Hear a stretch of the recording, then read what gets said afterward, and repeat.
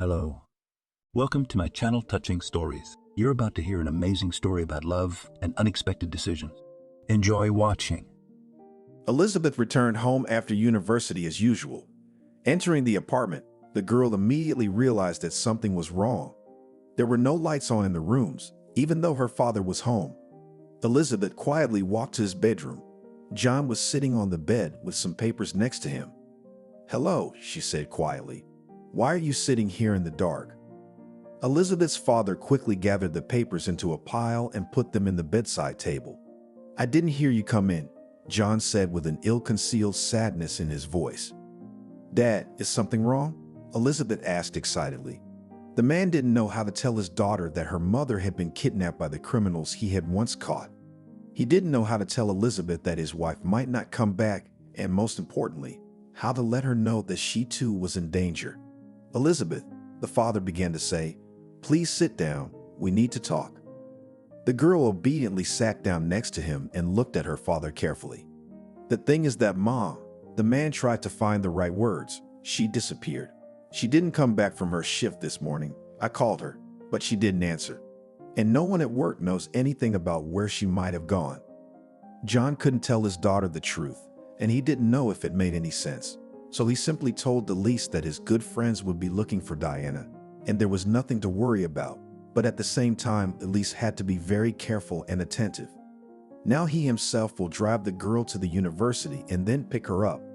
The man also asked his daughter to limit contact with all his acquaintances for a while and not to go anywhere out of the house, especially when he is at work. The girl did not particularly like this arrangement. She tried to object, but her father was able to convince her of the need for these actions, and Elizabeth agreed to his conditions.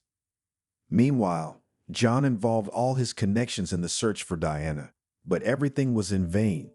They couldn't find the slightest clue. Whoever had kidnapped her had done everything without a trace. In the end, John had to turn to one Jacob, a respected businessman. Everyone knew that he was on the good side of the big lawbreakers, yet never had any problems with the police. John had no choice but to ask him for help. Much to the man's surprise, the man quickly agreed to help, but in return, he made it a condition that Alyssa must become his wife. The girl's father wanted to object to something, but otherwise Jacob refused to help. In the end, John decided it was best for everyone. At least this way, Eliza would be well protected, and it was unlikely that anyone would dare to cross Jacob by doing something to his wife. When the man returned home, he kept thinking about how to inform his daughter. Unable to think of anything better, John told her as it was. He went into her room, sat down on the couch, and spoke. "Eliza, this isn't easy for me to say, but I have to do it. What happened? Did something about Mom get out? Has she been found?" "No, I don't really want to talk to you about Mom right now." "Then what is it?" "Elizabeth, you have to get married." "What do you mean?" The girl was surprised. "Listen to me. It is simply necessary. I can't protect you all this time. I'm very afraid that something will happen to you, so I just have to protect you in every possible way." "Do you mean that now?" "Yes, Elizabeth, he's a good man. He has everything. He would never hurt you. Daughter, this is really necessary. Just listen to me, please. And let's not make a tragedy out of this." "Dad, do you realize what you're saying? You're gonna marry me off to a nobody when I'm 18 years old. I haven't seen life yet." The girl started to shout. "Why do I need some strange husband? I don't want to. I can defend myself." John had nothing left but to convince his daughter of the necessity of this marriage. So he calmly, trying to get through to his daughter, began to tell her the truth about what was really going on in their family. It was difficult for John to find the right words not to frighten his daughter, but at the same time to convey to her the complexity of the situation. So he began the story from afar. "I don't know if you remember or not, but we didn't always live in the capital. We once moved here from a small town because of my promotion. I helped solve a case involving a group of drug dealers. Those guys were shut down almost immediately and for a long time, but they remembered me well. All these years they've been plotting their revenge, and now they've gone on the offensive. We found out that your mom's disappearance is connected to them. And the other day I got a letter saying that this is just the beginning and they'll get you soon. Elise, my daughter, I can't lose you too.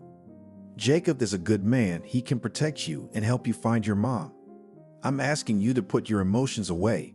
Hear my words, we need this man, or else trouble will happen. Daddy, I'm only 18, Elise whispered, choking back tears. I've never even had a serious relationship, and you're marrying me off to some old man. Daughter, my darling, just believe me when I say it's the right thing to do. It's the best thing for you right now. Jacob is 12 years older than you. That's not that much. He wouldn't dare hurt you. But if you can't take it, you can get a divorce later. For now, you have to save your mother. John tried to keep his face in front of his daughter to convince her of the necessity and at the same time the inevitability of the marriage. Elizabeth couldn't find anything to say to her father. She looked at him with tear-filled eyes, nodded silently, and went to her room, where she sat for the rest of the evening, silently lamenting her fate. John did not bother her, realizing that now the girl needed to be alone and think about all the information. In the morning, Elizabeth woke up earlier than usual, although it was Saturday and she didn't have to go to the university. She lay in bed for a while, remembering the conversation with her father yesterday. After the girl thought it over, she didn't take it so sharply anymore. After a while, smelling a pleasant odor from the kitchen, Elizabeth got up and went there. John was preparing breakfast. For the first time since Diana's disappearance, he was doing something with such enthusiasm. It even seemed to the girl that her father had somehow revived and cheered up a little. She walked quietly to the table and sat down in a chair. "Oh, Elizabeth, did I wake you?" No. I woke up myself and smelled a very pleasant odor. Now we will have breakfast." John smiled. At breakfast, the man decided to check with his daughter what she had decided from their conversation yesterday. "Daughter, did you think anything about our conversation yesterday?" The girl grew serious in an instant and replied, "Yes, Daddy, I think that if we have a chance to save Mom, we should take it. After all, it's not such a big price to pay. I'm glad I raised such a sensitive and compassionate daughter. Thank you." "It's okay, Dad, I understand." After breakfast, John and Elizabeth drove to Jacob's house. The men had arranged the visit the night before. John did not doubt his daughter's prudence. He realized that she would probably agree. Therefore, the man wasted no time and arranged a meeting with Jacob to discuss all the details. 2 hours later, John and Eliza were there. Jacob invited them to his country house. They were met by a security guard and, after checking their IDs, escorted into his boss's office. Jacob was sitting at his desk, looking over some papers. Elizabeth immediately noticed that the man looked very solid and expensive, yet young. When John entered the office, he said hello loudly. "Good afternoon, Jacob, and we're here as agreed." Jacob answered without looking up from his papers. Yes, have a seat. I'm going to finish up some business, and we'll have a chat." After 15 minutes of waiting, Jacob finally summoned his assistant and handed him the papers, instructing him to take them to the bank. Afterward, the man turned his attention to Elizabeth. "You look even more beautiful than I imagined," Jacob said with a smile. "Thank you," Jacob said with a smile. "So you've accepted my offer?" "Yes." "Good. Then you can take a walk in my garden while your father and I discuss some details." "I'd like to be there too, for it concerns me too." "Elizabeth," John interrupted, "you don't need to have this conversation. We will call you when it comes to your wedding." The girl looked at the men unhappily, but did not argue any further. She got up from the chair and headed for the exit. One of Jacob's employees was waiting for her at the door, whom he had asked to escort her to the garden and fulfill her every request. "Good afternoon. I'm here to look after the house. Jacob asked me to escort you to the garden. If you need anything, you can come to me." "Thank you. My name is Elise." They went outside. Elizabeth looked around. The garden was very well maintained. There were lots of flowers and trees. "Can I ask you something as a woman to a woman?" said Elise, trying to be as nice as possible. "Of course," said the woman. "Anything? What is Jacob like?" "What do you mean? What kind of man is he? Why doesn't he have a wife?" "Oh, you mean that? Jacob has always been a very busy man. He took over the business from his father when he was very young. Then he tried to excel at everything, to understand every detail. And now he's gotten pretty good at business. You know, he's very fair. If someone's wrong, he'll always stand up for them and see it through."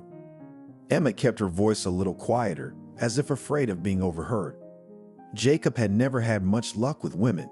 He'd been too busy doing things, so he hadn't paid much attention to the matter. He was too busy with business to pay much attention to it. But why didn't he pick a woman who would actually be excited about this marriage? I don't know that anymore, but I'll tell you this, a lot of people would want to be in your shoes. Jacob is a good man. He would never allow himself to offend a woman, and if he gives his word, he keeps it. Elizabeth's cell phone beeped at the same time. The woman read the message and turned to Elisa. "Let's go inside. Jacob wants to talk to you." Elizabeth nodded and followed the woman. She returned to Jacob's study and walked quietly to the chair. "What do you think of my garden?" Jacob asked Elizabeth. "It's beautiful. I didn't expect a single man to have such a well-tended garden." "I'm glad you like it. You can come back whenever you want. Now let's discuss the details of the wedding." "Eliza, do you have any wishes in that regard?" "No," she shrugged indifferently. "I don't care at all. It is not an event I would like to celebrate." "Eliza, why are you so?" Intervened in the conversation the girl's father. "What about Dad? I'm telling the truth as it is. Or maybe I need to lie to please all of you." "Elise, shame on you. I thought we talked about this morning." "I'm sorry, I'm just still nervous about my mom. What kind of girl wants to play a wedding without her parents?" "It's okay," Jacob said. "I hear you. If you don't want to make a big deal out of it, we can just do it at the registry office and call it a day." "I'd appreciate that," Elise replied good-naturedly. The event was scheduled for the following week. John tried to cheer his daughter up, assuring her that Jacob wasn't so bad and that life didn't end there. Elise nodded her head in agreement, realizing that it was probably really the only way out. On the day of the wedding, Jacob arrived at Elizabeth's house in his car. He went up to the apartment and handed the girl a small bouquet of flowers. The girl immediately noted that these flowers were exactly like the ones she had seen from the man in the garden, although the bouquet was not large, but it was assembled very aesthetically and neatly. "You look beautiful," Jacob said, looking at Elizabeth. "You look great in that dress, and it's a good thing you agreed to wear it." Elizabeth hadn't really planned to dress up, but her father had insisted, arguing that it was necessary to make it look like a real marriage so that the neighbors wouldn't talk, especially Anna, who always knew everything about everyone. Eventually, the girl gave in and now she looked like a real bride. "Shall we go?" the girl asked, starting to get nervous. Jacob looked at his future wife with admiration for a few seconds, and then he took her hand and put it gently in his. They walked out of the driveway and got into the car. The girl's father went with them. He just could not miss this event in his daughter's life. The ceremony was held without surprises. After the registration of the marriage, the young people were given a certificate, and they left for Jacob's house. The man organized a small table, but for him it was definitely a celebration of the end of single life. Toward evening, John said goodbye to his daughter and the owner of the house, and then went home. Eliza tried to talk him into staying, but he said he had to go to work tomorrow and it would be hard to get there. Besides, Jacob hadn't invited him. After kissing his daughter, John got into a cab and drove away. Elizabeth was alone with her new husband. She didn't even want to think about the fact that she had a wedding night ahead of her. Not that she hated Jacob, no. He hadn't done anything wrong to her. He'd always been courteous and gallant, helping her find her mom. But she couldn't go to bed with a man she had no feelings for. She tried to stall for time. First, she wanted to help clear the table, but Jacob had called a maid to do it. Then Elizabeth said she wanted to go for a walk after such an eventful day. Jacob didn't mind. He offered to keep her company. Elizabeth agreed. It was a good opportunity to get to know her husband better, to understand why he had decided to marry her in the first place. They went out into the garden. It was pleasantly cool outside, with floral scents coming from everywhere and cicadas singing somewhere. Under other circumstances, Elizabeth would have been happy to be here, but not now. After a moment of fresh air, Elizabeth turned to her husband. "Jacob, may I ask you a personal question?" "Elizabeth, let's drop the formalities. I'm not that old. You and I are husband and wife now, and I don't think it's quite right." "I'm sorry, it's hard for me to do this right away." "Okay, I'll wait. So what did you want to ask?" "Tell me, why me? Why you? Why did you choose me to be your wife? Why not someone else who will love you all your life? Not someone more age appropriate?" "And you don't think you're right for me?" The man laughed. And love stories are not for me anymore. I need a wife who will respect me and will not look only into my pocket. Your father asked me very much for help, telling me how good you are, how I need to help you. You know, I knew right away you were the one I was looking for. And when I saw you for the first time, I realized that you would not be ashamed to appear in society. Well, Elizabeth, it was just a simple calculation. Well, it's late. I'm tired, and I have to get up early for work tomorrow. Let's go inside. Elizabeth obediently followed Jacob into the house. When they reached the second floor, the man opened one of the doors and gestured for her to enter. Elizabeth took a deep breath and stepped into the bedroom. To her great surprise, Jacob didn't follow her in. He simply wished her a good night, specified that the toilet and shower were in this room so Elizabeth could rest easy. And if she needed anything, there was a telephone in the bedroom, and by dialing a certain number, she could call the maid and voice any request. Jacob would make sure that everyone obeyed her as well as him. The girl thanked her husband, closed the door behind him, sat on the bed and cried. During the night, Elizabeth slept very badly. She woke up every now and then and listened to see if someone was coming. She was afraid that Jacob would change his mind and decide to fulfill his marital duty, but all was quiet. It was not until morning that Elizabeth heard a light knock on the door. She quickly threw on the terry robes she had found in the bathroom yesterday and opened the door. It was Elizabeth. "Good morning, Elizabeth." "Hello. Jacob asked me to invite you to breakfast." Thank you. I'll be right down." Elizabeth closed the door and went to the mirror. "No, you can't sit at a table like this in a decent house," she said aloud, "but not to put on a wedding dress." Looking around, Elizabeth stopped her gaze on a large closet. It was unlikely that the girl could find anything suitable in it. So, without understanding why, she went to the closet and opened it. A huge selection of outfits appeared before her eyes. This was nonsense. How could they have thought of everything so well? Or maybe it was someone else's clothes. But having enclosed a couple of dresses, Elizabeth chose one of them. The size was exactly hers, and the dress looked just fine. She walked down to the table like that. Jacob was already drinking coffee, reading something on his tablet. "Good morning," Elizabeth said softly. "Good morning," Jacob replied, and looked up at his new wife. "I see you found your new outfits. Good choice. It looks great on you." "Thank you." Elizabeth smiled with the corners of her lips. "Have a seat."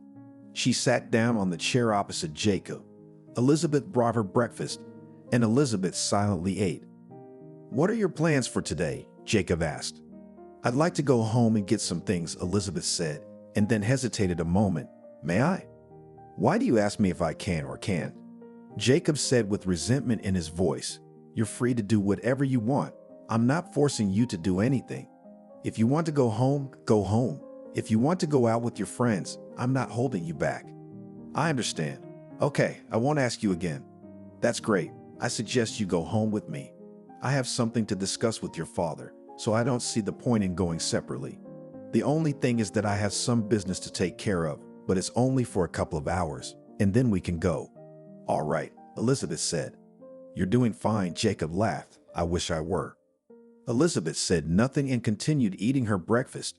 When she was done eating, she got up from the table and wanted to go to her room, but Jacob stopped her. "Wait, let's make a deal. You wait for me at home now.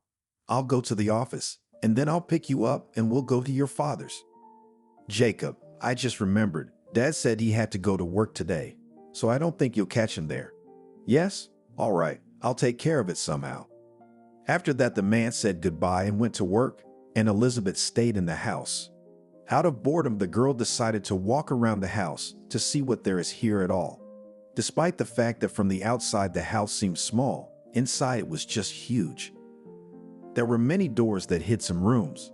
Opening one of them, Elizabeth found herself in a gym where there were several exercise machines and all the walls were covered with mirrors. In another room, she found a rather spacious bathroom with a jacuzzi in the middle.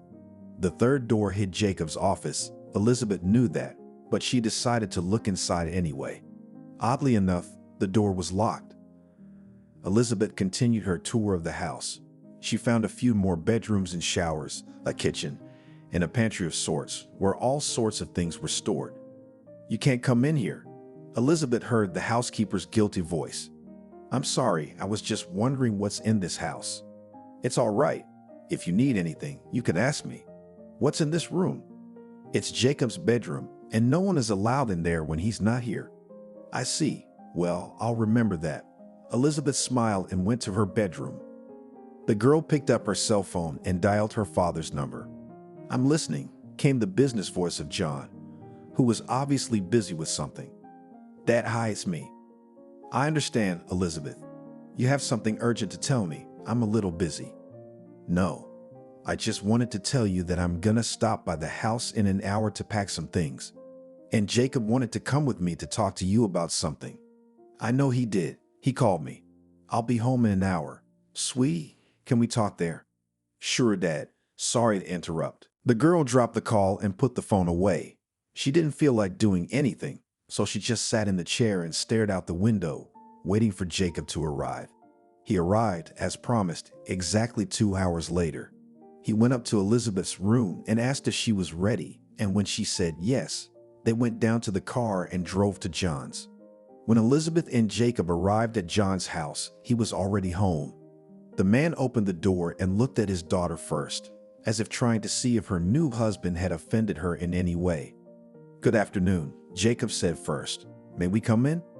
Yes, of course, come in. Elizabeth silently entered the apartment, hugged her father, and went to her room to pack. John and Jacob went into the kitchen to talk about what to do next. The girl heard only fragments of phrases that made her realize it was about her mother. Jacob had managed to find out something, but it wouldn't be possible to save the woman so easily, so it had to be done cleanly, thoroughly, and for sure. A short time later, John entered his daughter's room. How are you, Elizabeth? All right, even better than she expected. She realized at once that her father was interested in Jacob's attitude toward her and how last night had gone. Jacob didn't hurt you? No, Dad, I'm fine, really. It's good that it's good. He promised me he wouldn't hurt you.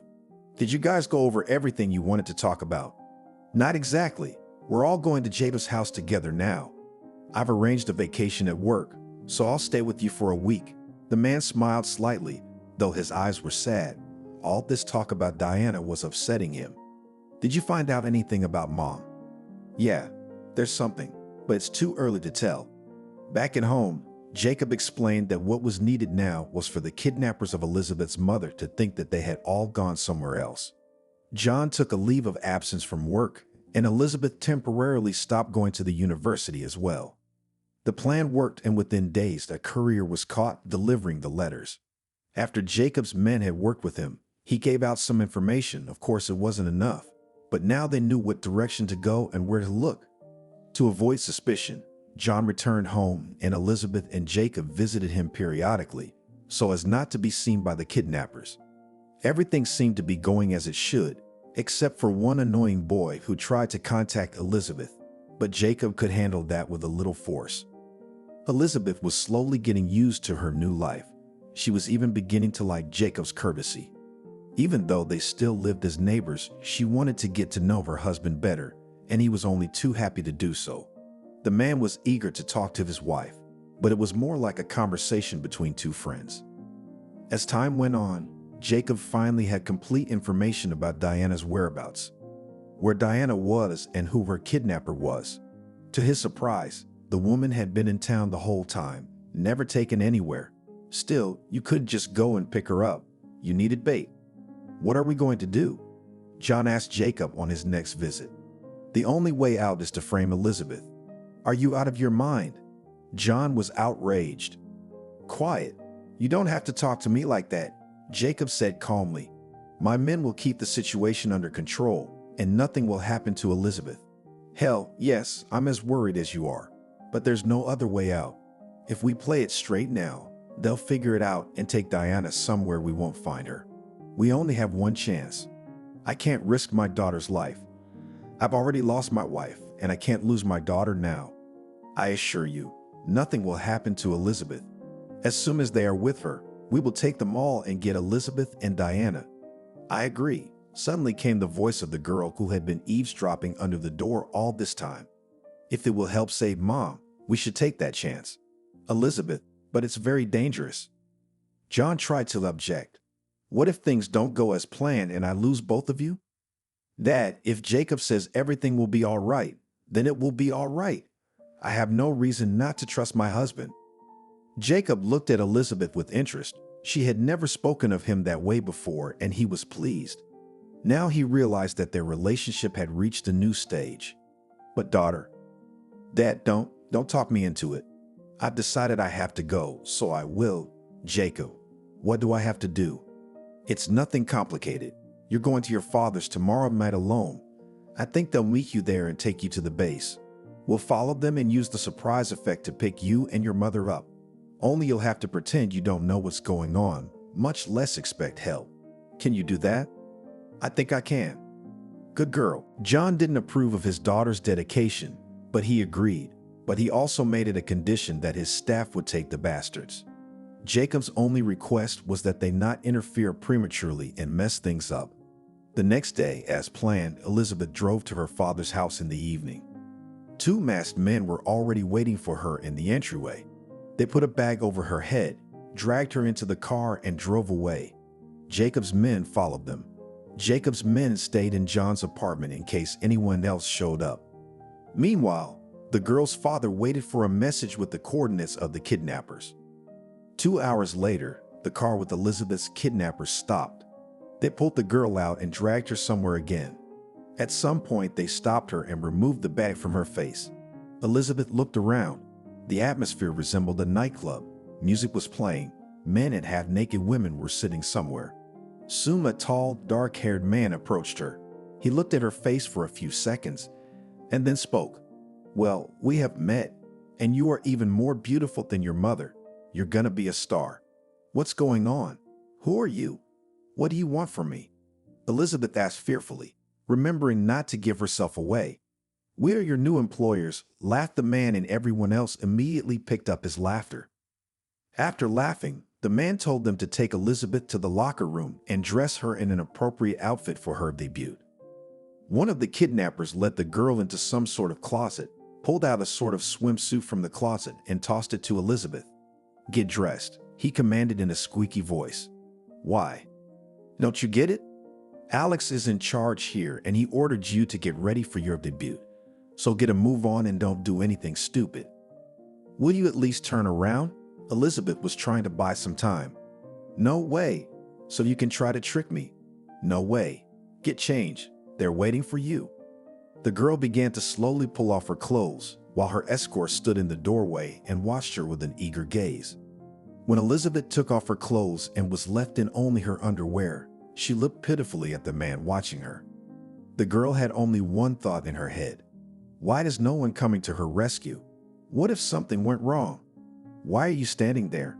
Keep going. You don't have much time. I can't stand being stared at, Elizabeth said, turning away. Get used to it, the man laughed. Now you'll be stared at all the time. And not just staring. Please, I have nowhere to go. You've blocked the only passage. I'm not going anywhere. Turn around, please. I thought I said no. Or do you have a memory problem? Can I at least cover myself with the closet door? You'll see me like this. The man was clearly sick of all this talk and waved his hand in agreement. Elizabeth quickly grabbed her new outfit and rushed toward the closet. A couple minutes later, she was ready. The new costume barely covered her body parts, so she covered her arms and walked out of the closet. I'm ready, said the girl. Finally. Come on, you've been waiting a long time. What do I have to do? Show yourself how beautiful and skillful you are. If you are a good girl, you might even earn a reward. Elizabeth was very scared, but she held on, trying not to show that they had succeeded in frightening her. They walked down a narrow, dark hallway and found themselves in front of a massive door. Elizabeth's escort knocked lightly on the door and then opened it. Alex, she's ready. Can I start it? Start her up, because our guest is getting bored. The man took Elizabeth by the hand and led her into the room. The girl's gaze immediately fell on a structure that looked like a small stage. Get up, Alex commanded. Elizabeth obediently climbed up on the stage. At that moment, slow music played and spotlights were lit. Now dance. But I don't know how, Elizabeth tried to object. You have a great opportunity to learn. Otherwise, we'll have to go straight to dessert. if you know what I mean. The girl's insides grew cold, and now the thought that help might not come in time became more and more intrusive. She decided that there was no other way out, and to delay the inevitable, Elizabeth began to dance. She did it really very ineptly, but judging by the fact that the owner of the place looked at her with satisfaction, the girl realized that he was satisfied with this dance. After a few minutes, Alex was apparently bored with Elizabeth's dance. "Now undress," he commanded. "But I'm already naked. So take off the rest of your underwear. And let's not be silly. You have no choice. Either you obey and do as you are told, and then you will have time to prepare for a stormy night, or we have to take you by force. What's it gonna be?" "I will obey," answered Elizabeth and began to remove her underwear, still moving smoothly to the music. When the girl had already taken off her bra, there was a noise outside the door. "What the hell is that?" Alex roared unhappily. "I don't know," the man who had accompanied Elizabeth before answered confusedly. "Then go and check it out, you idiot." The man disappeared behind the door, and Alex continued to speak, already looking at Elizabeth. "Is this your handiwork?" "I don't know what you mean." "All right, if you do. Otherwise, I'll kill you right here and now." After a few minutes, Alex got up from his chair and went to the door. Opening it slightly, he looked out into the corridor. It was dark and he couldn't hear anything. Where did he go, that asshole? Nothing could be a sign. "You two," Alex turned to the guys who had been in the room all this time. But Elizabeth had noticed them. "Keep an eye on the girl. If she does any tricks, you can hit her, but not in the face. I still need her in a marketable form." After saying that, Alex left the room. Elizabeth wanted to pick up the bra, which she threw under her feet during the dance, but the guards did not let her do it. "Don't move," one of them said angrily. Only now Elizabeth noticed that they were armed. "Can I get dressed? I'm cold," the girl asked pitifully. "It's all right, you can bear it. You can dance to warm yourself up." Elizabeth decided not to anger these guys, so she did not make any other attempts to get dressed. She just crossed her arms over her chest and remained standing in the center of the stage. The girl could see the guards whispering among themselves, occasionally glancing at her with a lustful look. She guessed that they were talking about her, but tried not to think about it. More than anything, she wondered what was going on outside the door right now. Time seemed to be dragging very slowly, but then the door opened and Alex came back into the room. He looked very angry and surprised at the same time. "Get out of here, both of you," he growled to his guards and then turned to Elizabeth. "Get dressed quickly and come with me." After these words, the man threw the girl some robe. She did not argue. Quickly putting on the robe, Elizabeth followed Alex. He led her to the hall she had been brought to originally. Upon seeing her father, Elizabeth rushed over to him. John hugged his daughter tightly. "Are you all right?" he asked. "They didn't do anything to you?" "They didn't have time," the girl replied in a whisper. "I brought her." Alex intervened in the conversation. "Now you keep your end of the bargain." "No, you haven't brought everyone yet. Where's my wife?" "I never said anything about a wife." "Talk to me again. You're in no position to cross me right now." Alex wrinkled his nose in frustration, but nodded. "Wait here." He returned 10 minutes later, dragging Diana with him. The woman looked terrible. She could barely move her legs and couldn't lift her head. "Diana," John rushed over to her, grabbing her out of Alex's arms. "What have you done to her?" "Nothing much. She's just overworked." Alex grinned haughtily. "She'll sleep. She'll be fine." Elizabeth stayed aside. She looked at her mother with horror and waited for this nightmare to end. Soon everyone got into their cars, including Alex, and drove off in the direction of Jacob's house. The car pulled into the yard of Jacob's house. John got out first and opened the door on Alex's side. "Get out. We're here. I kept my end of the bargain. Got you to Jacob's place safe and sound." "Thank you," Alex replied haughtily. The man jumped out of the car and headed for the entrance, where the owner of the house was waiting for him. "Hello, little brother," Jacob said. "It's been a long time." "Hey, you got me after all," Alex grinned. "Do you want to come inside?" "Come on in." Jacob and Alex went out the door. Elizabeth looked on in surprise, not expecting her husband to be her kidnapper's brother. Meanwhile, John, not wanting to waste precious time, ordered to take Diana to the hospital. Although the woman slept peacefully the whole way, Her condition alarmed him. Elizabeth wished to stay with her parents. When they arrived at the hospital, Diana was hospitalized. She was diagnosed with severe drug intoxication and damage to some internal organs. The doctor said that after the woman came to her senses, she would most likely need not only medical help, but also psychological help. John and Elizabeth were very worried about Diana, but they had no other options, so they left the woman under the care of the doctors and drove back to Jacob's house. It had been about 4 hours and they still hadn't heard from him. Elizabeth even felt a kind of inner anxiety for her husband. She kept asking to go faster, sensing trouble. Once there, the girl jumped out of the car and ran into the house. "Stop!" her father shouted after her. "It may be dangerous there." But Elizabeth did not listen to him. She had already run into the house and hid behind its doors. It was suspiciously quiet inside. Elizabeth tiptoed cautiously toward Jacob's study and leaned her ear against the door. But no matter how hard she tried, she couldn't hear anything. She thought the men were talking somewhere else, but suddenly there was the sound of breaking glass. Elizabeth even shuddered with surprise, but gathering her courage, she opened the door. Jacob was sitting in a chair with his head in his hands, and Alex was lying in front of him, not showing any signs of life. The girl shrieked and immediately covered her mouth with her hand. She didn't go unnoticed, though. "What are you doing here?" Jacob asked, looking up at Elizabeth. "I was worried about you," she answered quietly. "It's been about 5 hours since we left, and you still haven't called. You were worried about me?" The man asked in surprise. "I thought you didn't care much about me." "Jacob, why are you doing this?" Elizabeth couldn't understand her husband's mood. "I'm sorry, it's nervous." "What about him?" She nodded her head toward Alex. "He won't be bothering anyone anymore," Jacob replied with a sad grin. "You killed him." Elizabeth was horrified. "And even if I did, so what? He's always been too much trouble." Elizabeth didn't know what to say to that, so she stood silent, staring at Jacob and his brother. The silence was interrupted by the voice of the master of the house. "You're probably wondering what happened here." "Yes," the girl said briefly.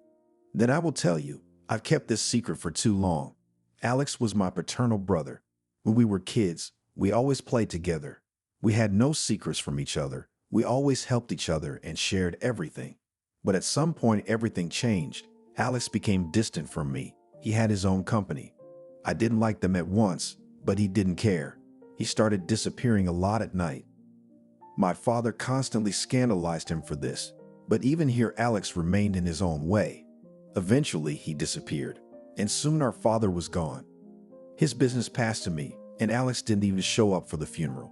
I found out from my sources that my brother had become a big shot in the criminal world, something to do with drugs, but it was just his choice.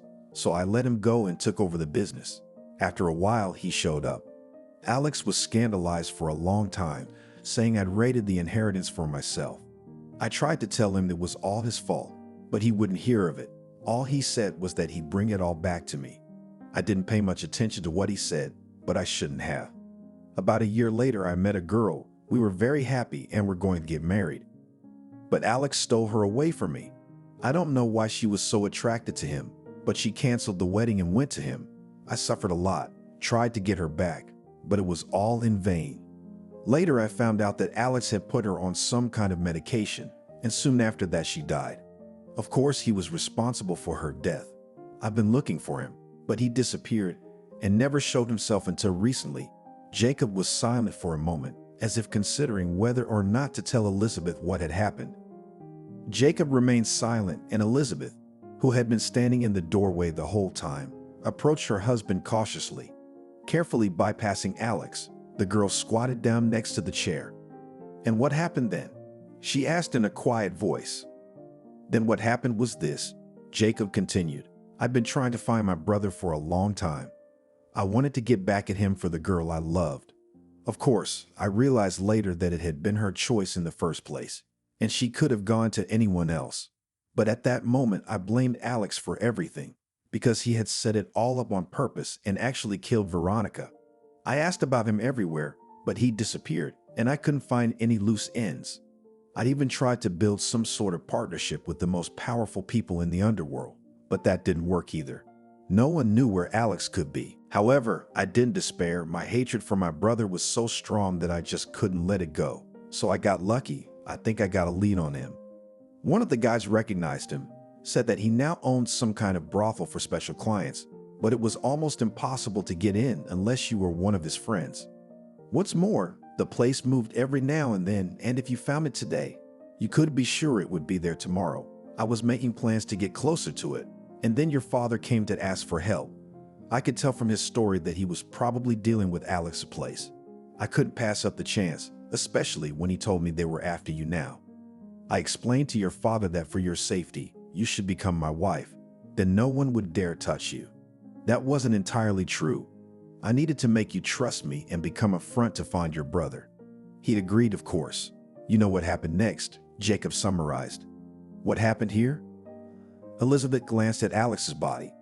We just had a man-to-man talk with him. I just wanted him to explain to me why he was doing all this and apologize. It wouldn't have brought Veronica back, but it would have made me feel better, I guess. Except he decided otherwise. Alex started blaming me again for the way his life had turned out, for having to hide all the time and doing all the dirty work for a long time. And my Veronica deserved all of this, because she ran over to him so easily. After that, I couldn't stand it. I shot him. That's terrible, Elizabeth exclaimed. He deserved it. Jacob suddenly jumped up from his chair and looked fiercely at his wife. Men like him should not live. He has brought so much grief into this world. So many women he has killed in his establishments. After catching his breath, Jacob calmed down and offered Elizabeth his hand. She held hers out incredulously in return. The man lifted her off the floor in one deft movement and looked her intently in the eyes. Thank you for everything. Thank you for not being afraid and trusting me. Now that you know the whole truth, I can't keep you any longer. You're a good girl, and you deserve a better fate. You can file for divorce tomorrow, and I'll have to answer to the law for killing my brother. At that moment, John came into the room, who had been standing outside the door listening to their conversation for quite some time. How could you? He said angrily, glaring at Jacob. I trusted you, and you just took advantage of my daughter. You have every right to hate me, but I helped you free your wife, and Elizabeth is fine. John grumbled unhappily, but he had to admit that Jacob was right. I'll help you get away with killing that bastard. We'll make it look like he tried to escape when he was apprehended and had no other choice. There's no telling how my wife will live after all his abuse. I probably shouldn't say this, but everyone will be better off after he's gone. John held out his hand to Jacob, and he responded with a firm handshake. Elizabeth, let's go home. You need to clean yourself up. You've had a rough day. Dad, my home is here for now. I want to stay. The men looked at Elizabeth in surprise. They both did not expect her to make such a decision, but they did not object. If no one minds, I'll go to my room, the girl said, either asking or asserting. Jacob nodded and the girl went to her bedroom. John went home too, having instructed his boys to take care of Alex's body. Jacob stayed in his office for a while, pondering what had happened. At some point, Elizabeth realized that she felt sorry for Jacob. She imagined how long he had suffered, being faithful to only one woman who had essentially betrayed him by choosing someone else, and worst of all, Jacob's own brother. Even after Elizabeth had learned that their marriage meant nothing to the man and was just a cover, he had always been very courteous and polite to her, never insulting her or mentioning other women to her, sometimes giving her flowers and small gifts. Now Elizabeth sat on her bed and tried to figure out how she felt about Jacob. Maybe fate had brought them together for a reason. Maybe she should give him a chance. On the other hand, she didn't know if he needed a chance or not. After much deliberation, Elizabeth went into the shower. Standing under the jets of water, she washed off all the dirt and unpleasant memories of today. Of course, it didn't help much, but still the water allowed her to relax a little. The girl stepped out of the shower, wrapping herself in a towel. The room was dark, with only moonlight coming through the window. Elizabeth walked to her bed and only at that moment noticed that she was not alone. She looked up and saw Jacob sitting on a chair, staring at her. They were both silent for a while. It didn't bother Elizabeth that she was standing in front of a man almost naked. She just waited to see where this was going. Finally, Jacob broke the silence. Why did you decide to stay? Because you're my husband and I've gotten used to you. Even in spite of what you've learned today, the man asked in surprise. Do you still want to be near me? Yes, Elizabeth nodded her head. I think anyone would do that if they were you. Well, maybe not anyone, but anyone who had the opportunity would. What do you want? Jacob asked with interest. I don't know, she shrugged. Maybe we should try to live like a real husband and wife. Why would you do that? The man wondered. Why do you want a man who is so disfigured by life, who is capable of murder and has no regrets about it? He deserved it, cried Elizabeth, who had her mother in her mind's eye. After what he did to my mommy, he didn't deserve to live. And how many others like her were tortured to death by him? If it wasn't for you, there might have been more. Prison's no place for them. He'd get out and go back to doing his dirty work. Well, thank you for your support, Jacob smiled. The man got up from his chair and slowly walked over to Elizabeth. He ran his palm over her cheek, then ran his hand through her hair and froze, looking her straight in the eye.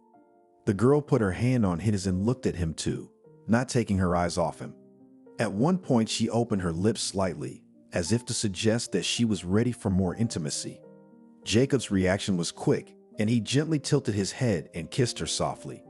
It was a very tender yet passionate kiss.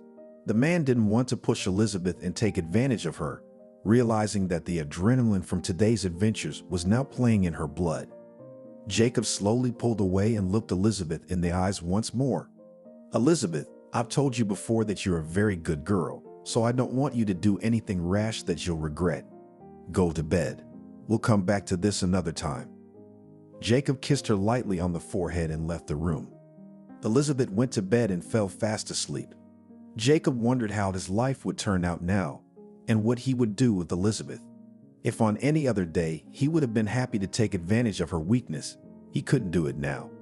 This girl had become special to him, probably even more special than the Veronica he had once loved.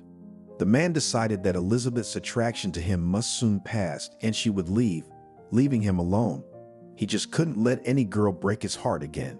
In the end, Jacob made a difficult decision. He told Elizabeth that he had to leave in the morning to take care of some business matters because he'd lost track of things, and now he had to catch up. Of course, that wasn't true. Jacob just wanted to leave Elizabeth alone to think things over. He was pretty sure that by the time he got back, the girl would be gone and everything would be back to normal. Jacob rented an apartment not far from his office, and at first he wanted to get out of town, but he couldn't do that. Business required constant supervision and prompt action. Elizabeth stayed at Jacob's house. She called and texted him every day, just to see how he was doing and if he planned to return. The man tried to ignore her calls and rarely responded to texts, citing his business, and in return messages, he usually wrote duty phrases, everything is fine or normal. Elizabeth wasn't offended by this attitude. She thought Jacob's business was really important, and she could wait until he was free. A month passed. During that time, Elizabeth had time to sort herself out and realize how she really felt about her husband. And if before the feelings had been caused by a surge of adrenaline, now she could appreciate the kindness and attention Jacob had shown her all the time they had spent together. Elizabeth looked at him with different eyes now. When they first met, marriage to Jacob had been the only option to save herself and her mother from the bandits. Now that Elizabeth was free to choose, she saw her husband as a male companion. Jacob was a good-looking man for his age, but he wasn't boring and understood what she was saying. Jacob had recently begun to notice that he waited for messages from his wife and was worried when she did not write him anything. He even wanted to leave everything and go home, but he changed his mind almost immediately, deciding that not enough time had passed for Elizabeth to make the right decision. He stalled, staying in the rented apartment, even though he wanted to go home. At one point, Jacob even wanted to be distracted by another woman, but all his attempts failed. Everything seemed to be going well at first, but then he found himself thinking only of his wife and not even hearing what she was saying. In the end, he decided to return home. If Elizabeth had waited so long for him, she must really love him. Jacob decided not to tell his wife that he was coming home. He wanted to give her a little surprise. After buying a beautiful bouquet of flowers on the way, he went to Elizabeth's house. When he got home, he saw the following picture. Elizabeth sitting on the floor, sobbing quietly, with shards of colored glass all around her. Jacob dropped everything from his hands and ran over to her. "Elizabeth, sweetheart, what's wrong? Why are you crying? Did you cut yourself? Let me take you to the hospital." Jacob asked questions as he examined Elizabeth's body for cuts. The girl looked up with tears in her eyes. She seemed so small and defenseless at that moment. "I don't know how it happened," she said, stammering, and began to cry again. Jacob gently lifted her off the floor, put his arms around her, and stroked her head. Shh, Elizabeth, it's all right. Tell me what happened." "I don't know how it happened, but I snagged your vase. It must be very expensive." "Jacob, I'm sorry," Elizabeth cried again.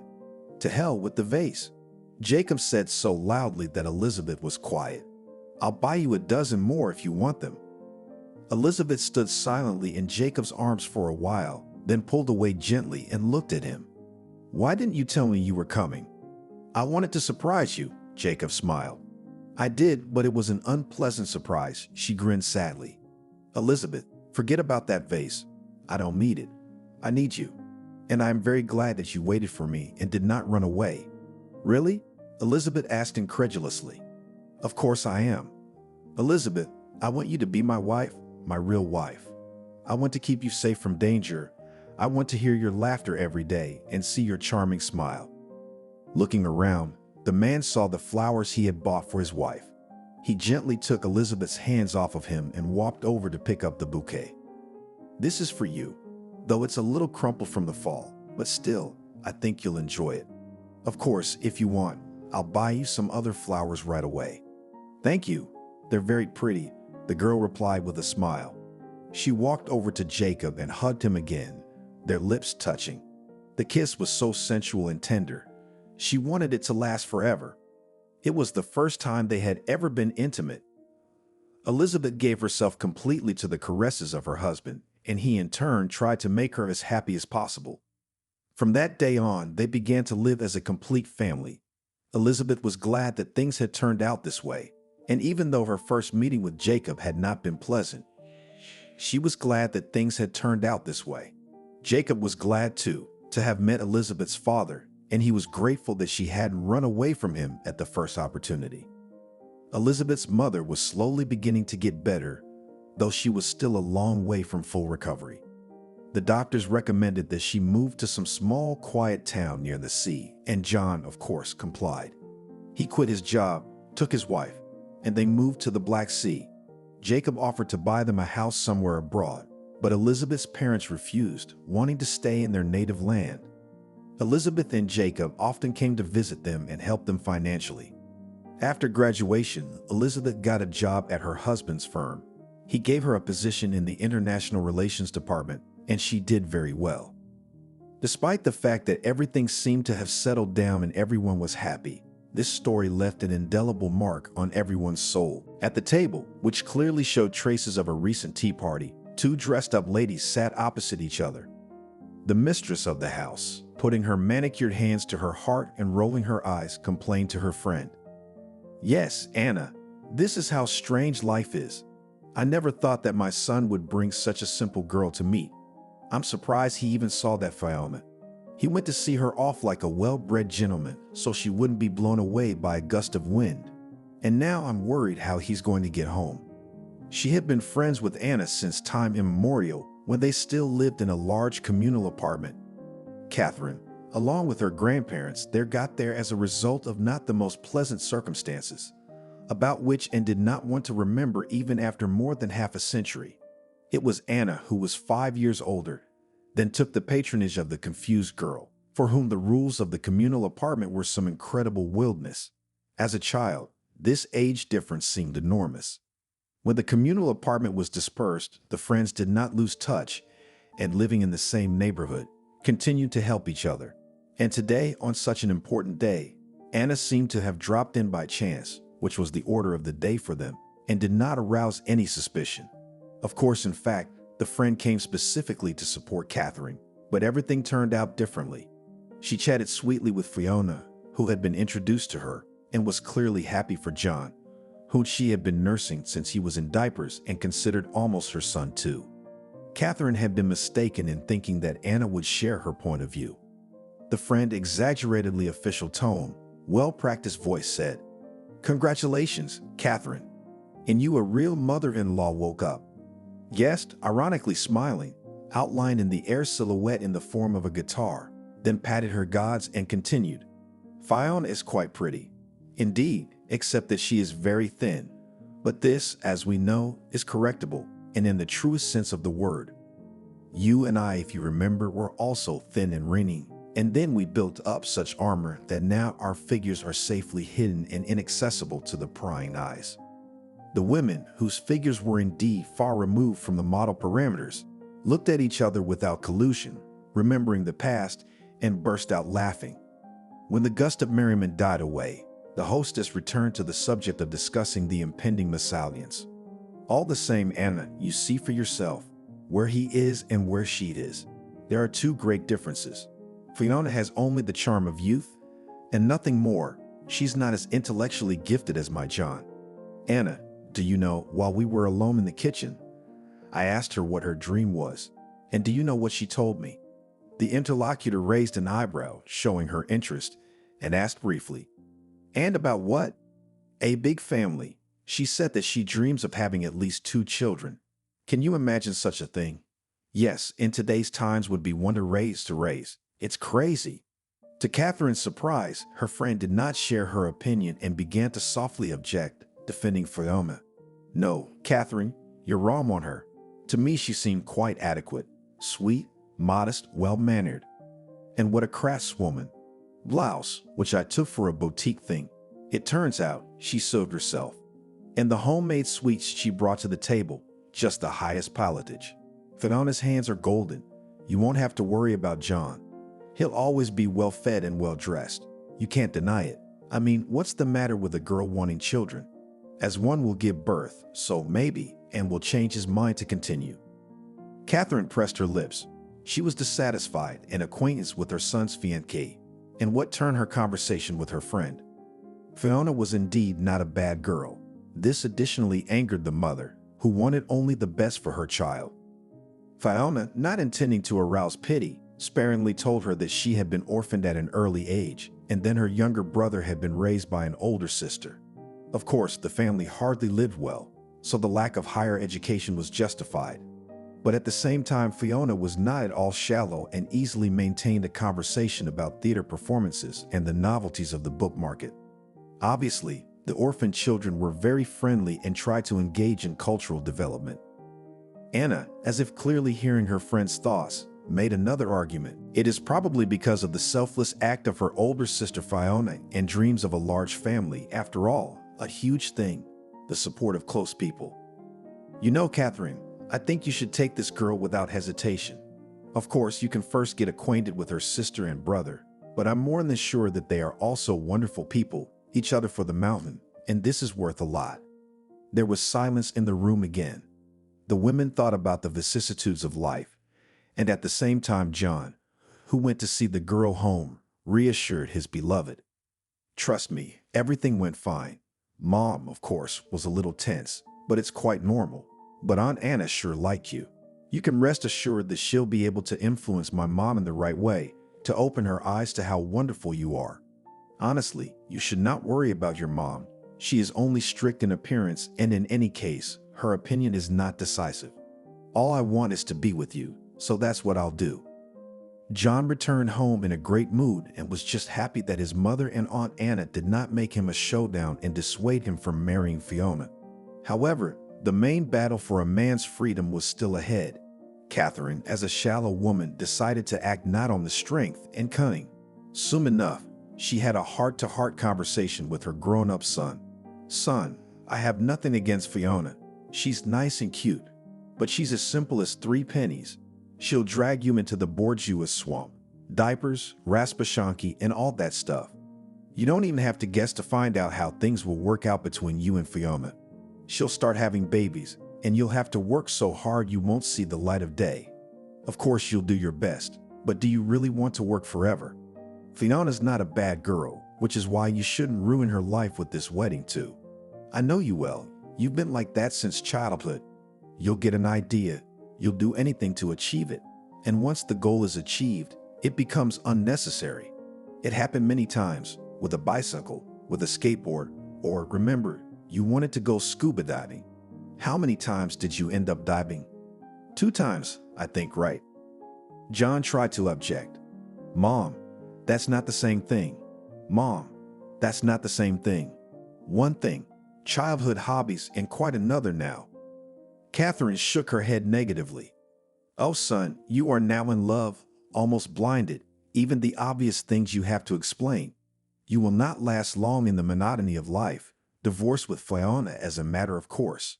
It's good if you don't have kids, or you'll have to pay child support, and that could make it harder to build a new relationship in the future. Trust me, I know what I'm talking about. Leave Fiona alone, and she'll find her own real, quiet happiness. You have a whole other destiny. Find yourself another girl, more ambitious, a little more daring, so that together in this life to dig in and win back everything you can. But the man wouldn't give up. I don't need any other girl. Disputes arose regularly, but despite the attempts and tricks of his mother, John still married Fiona. Catherine put up with her daughter-in-law, who turned out to be very wise for her age. Fiona was not going to bend to the opinion of a new relative, but behaved so tactfully that for a few months, while the mortgage was being processed and she and John lived in his mother's apartment, even managed to please the strict mother-in-law. The young woman passed by the ears thin stilettos in her address and showed herself as an ideal hostess. The firstborn son, who was born a year after the wedding, even more reconciled mother-in-law and daughter-in-law. Catherine, visiting her grandson Oliver, always surprised that Fiona and food cooked, and the house is in order. The woman understood. A great merit in this belongs to her daughter-in-law and her closest relatives. The fact is that John and his wife had taken out a mortgage, and even with her mother's help, the option available to them was, of course, far from ideal. The apartment required repairs, and not only cosmetic. Despite this, the daughter-in-law did not complain or whine. Asking for help from her sister and brother, she organized the repair. With jokes Alice and her husband, Michael, and Fiona herself, entrusting the care of tiny Oliver, mother-in-law, renovated the apartment, and for part of the work involved the team, which shortly before that worked in the apartment of her older sister. Catherine admired the friendship of this trio. She was pleased to observe the warm relationship between sisters and brother, and all doubts about Fiona were in the past. The young woman indeed turned out to be a wonderful mother and wife. Catherine was inclined to agree with her friend's opinion. Anna had been more astute than herself and had accurately noted that Fiona would be the perfect caretaker for John. 2 years after the firstborn, the family had a second boy named Justin. The change in family composition had little effect on the house, except that there were even more children's things. Fiona still managed to do everything, and Catherine, remembering her attempts to break up her son with his fiancée, was very glad that her persuasions were useless. Her mother-in-law thought that her son and his wife would stop childbearing, but Fiona and John had their own opinions on the matter. Right after Oliver's first day of school, her daughter-in-law, who had gotten excited at the lineup from the touching songs, went into rapid labor. Fiona was miraculously, or rather, thanks to the skill of the driver of the ambulance that came to the emergency call, managed to get to the maternity hospital. Almost in the corridor of a familiar institution, a woman gave birth to her third son. Kevin's birth coincided with a crisis in the firm where his mother worked before maternity, and Fiona simply had nowhere to go. John was happy about it. That's fine, stay home with the kids. I make enough money, and the boys will be looked after, and you won't have to work too hard. It'll be good for everyone. However, following the advice of her older sister Alice, Fiona sought not to close on the household and tried to engage in part-time work at home. Of course, with 4 men, counting her husband, there was a lot to do. The woman tried to feed them in tasty and nourishing and varied, but in addition, as soon as the children grew up, began to actively involve them in helping around the house. It became much easier after the second son went to school, and the woman was able to build a new daily routine, which included both routine chores and fun with favorite boys. Mother-in-law, seeing what harmony reigns in the family of her son, did not cease to admire the tireless daughter-in-law. She tried to help Fiona with the children as much as she could and adored her grandchildren with all her soul. The more time passed, the more talents were discovered in her daughter-in-law, and Catherine was glad that her son had once been stubborn. Kevin was 4 years old, and Fiona had even gotten used to her status as a housewife. In addition, Anna regularly asked her best friend's daughter-in-law to sew or alter something and always pay fairly for the work, and then even began to send her not capricious and generous clients. The woman was engaged in children home, contributed to the family budget, and was happy. Except that John, as if thinking that Fiona with 3 boys now from him nowhere will not go anywhere, began to behave far from being a model family man. The man started staying late at work. On weekends, more and more often began to go somewhere, explaining his absences by industrial necessity. If the woman thought of something bad, she immediately tried to banish sad thoughts so as not to cause trouble. It seemed to Fiona that no force could separate her from John, but she was mistaken. In honor of her berry jubilee, Alice was going to organize a holiday at the cottage, with kebabs, overnight stays, and trips to a small river, which was a few kilometers from the site. The woman called and asking her sister to turn on the speakerphone, invited all her family to a grand party, relentlessly describing to them all the advantages of vacationing in nature. The weather forecast will be hot and precipitation is not expected, so you can set up tents right on the site to sleep there, because we cannot install air conditioning. It's a little stuffy in the house, to be honest. Jacob promised that he and his fiancée would be here on Thursday, but we're not celebrating without you. It didn't take much persuasion. Fiona and all her men were glad to meet their family and get some fresh air away from the stuffy city. The boys were very enthusiastic about the idea. They adored her family, and when they learned that Uncle Jacob would be attending the party, they were literally counting the hours until they left. At a brief family meeting, they decided to leave Friday evening as soon as John got home from work, especially since the man had nothing to do for the weekend and planned to spend time with his family and his wife's relatives. John took a very active part in the grocery shopping and gave Fiona an impressive amount of money to buy a gift. However, on the long-awaited day, returning from work, the man shocked his wife with the sudden news. "I think I ate something not quite fresh at lunch in the cafe. Something makes me feel sick, and I have to go to the toilet. I'm afraid it's going to get worse. I think I better lie down."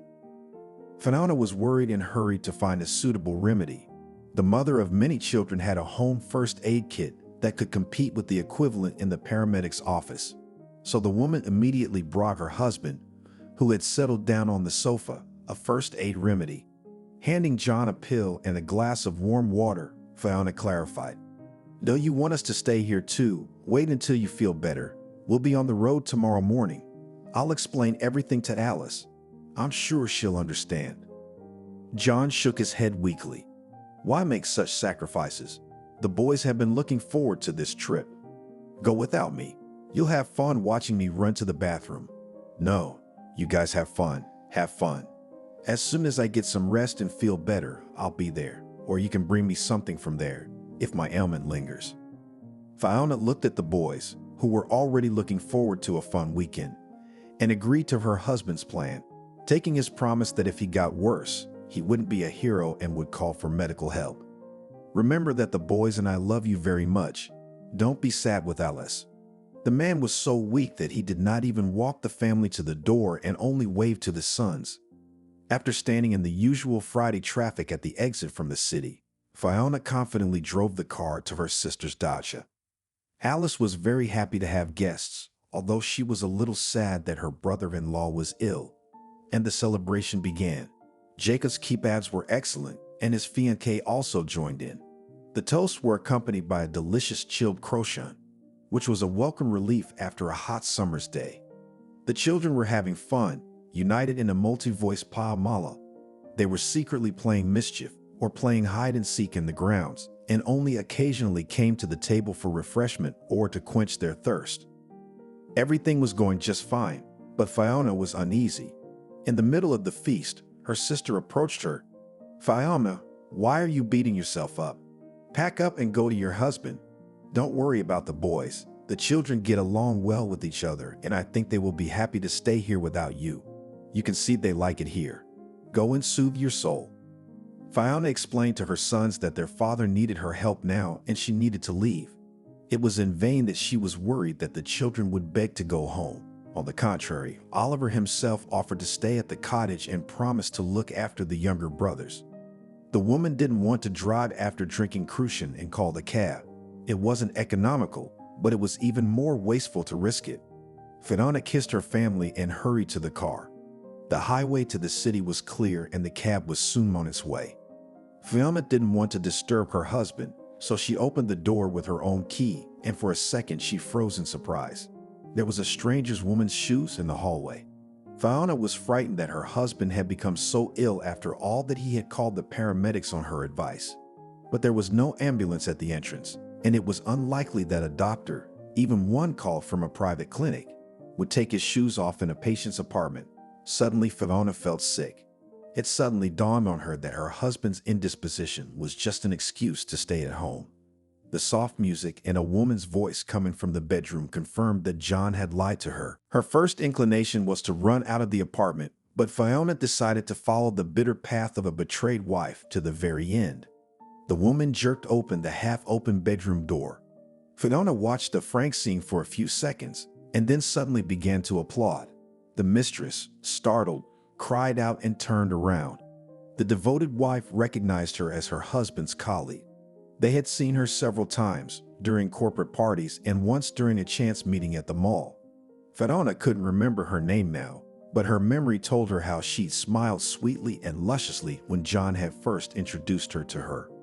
Fiona thought about the situation absent-mindedly, as if her head was trying to protect her from a terrible pain. So most likely this ugly scene wasn't even an episode, but a multi-part story in which I'm assigned the role of an unaware knave fool. John, noticing his wife in the doorway, literally pushed the confused mistress out of the way and turned to his lawful wedded wife. "Fiona, you've got it all wrong." The woman was even confused in response to such an insolent statement of her husband, and then clearly under the influence of adrenaline, found the strength to joke. "Of course. I understand that you found an innovative cure for poisoning. It's got a lot of merit. I think it should be patented. Okay, John, I'll meet you in the kitchen. Can your date find her way out of the apartment on her own?" Fiona turned around and went to the kitchen, which was also desecrated by her husband and his visitor. On the table were a bowl of fruit, sparkling wine, and 2 glasses. It was these 2 glasses, decorated with exquisite engraving with wishes of happiness, that her and John had been presented with at their wedding by her younger brother. Now there was lipstick on the rim of one of them. The woman felt disgusted to be in her own kitchen. Not only had her husband brought another woman into the house, but without thinking about the depth of his meanness, he was also serving his passion drinks from the commemorative flutes. With disgust, Fiona looked at the marks of her husband's betrayal. She was so disgusted by his behavior that she simply bent the edges of the almost new tablecloth, tied them in a huge knot, and then threw them to the floor. The flutes and other dishes that had been on the table a moment ago clinked pitifully. The oilcloth material was supposed to protect the floor from the possibility of leaks, but Fiona cared less. She heard the door slam. It sounded like her husband's mistress had left the apartment.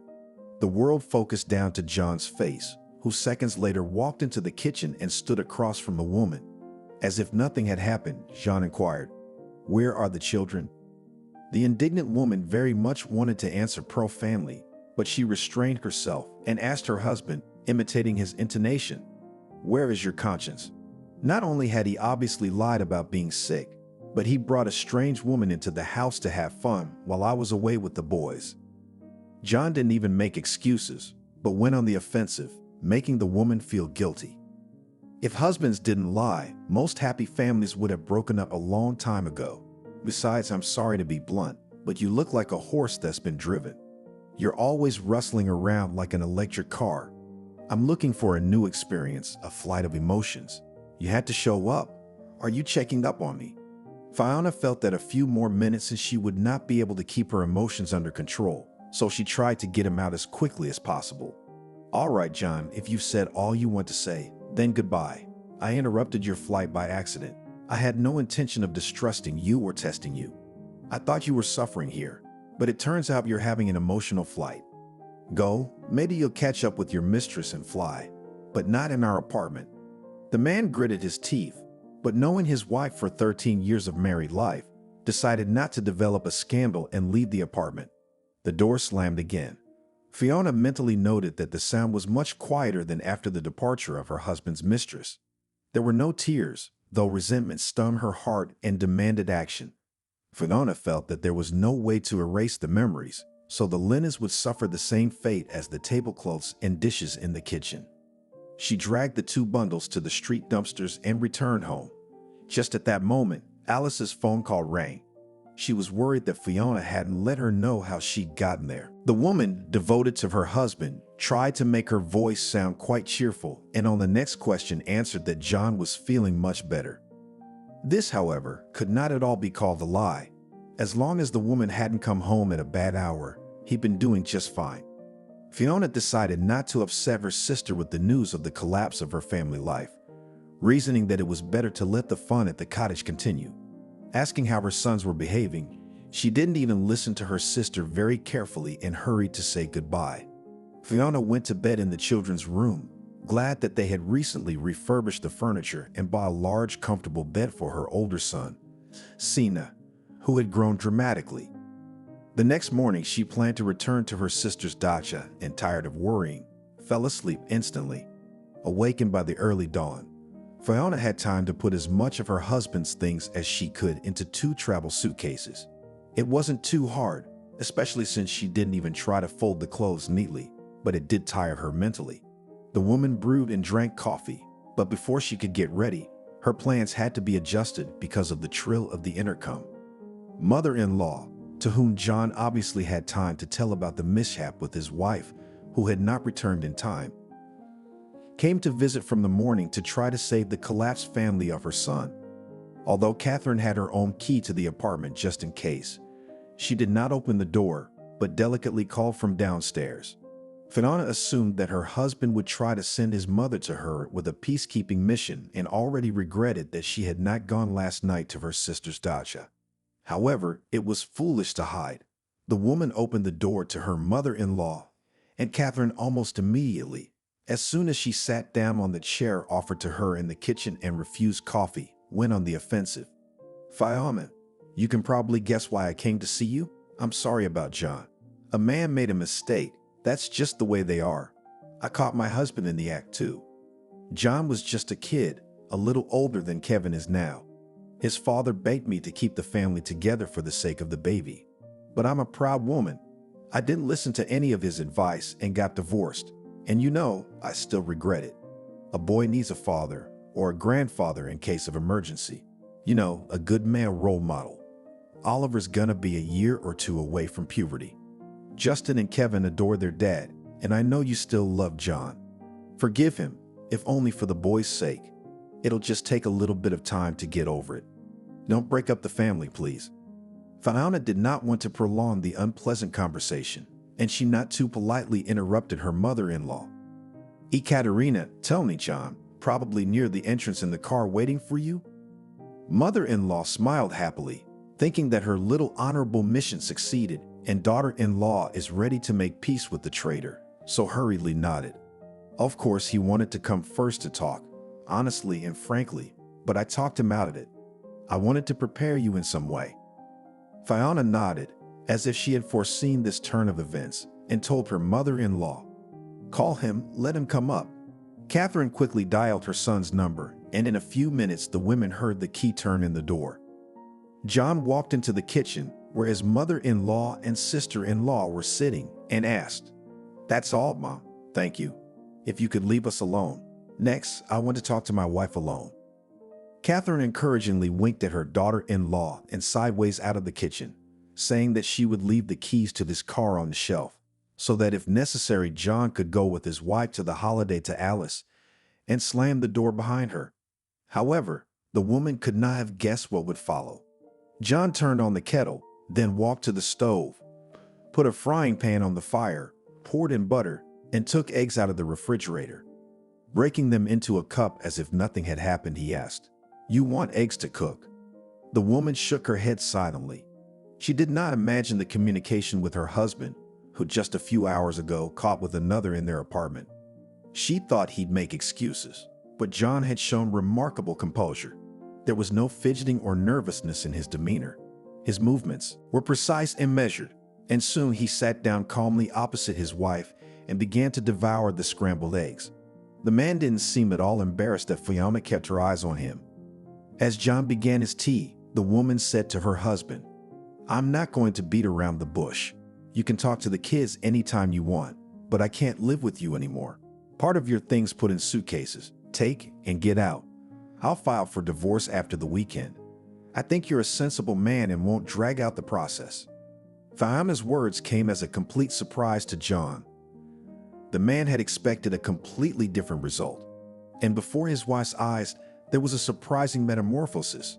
He turned from a calm man into an insolent man who turned to snide insults. "Oh, I can't tell you how tender she is. She can't live with me anymore.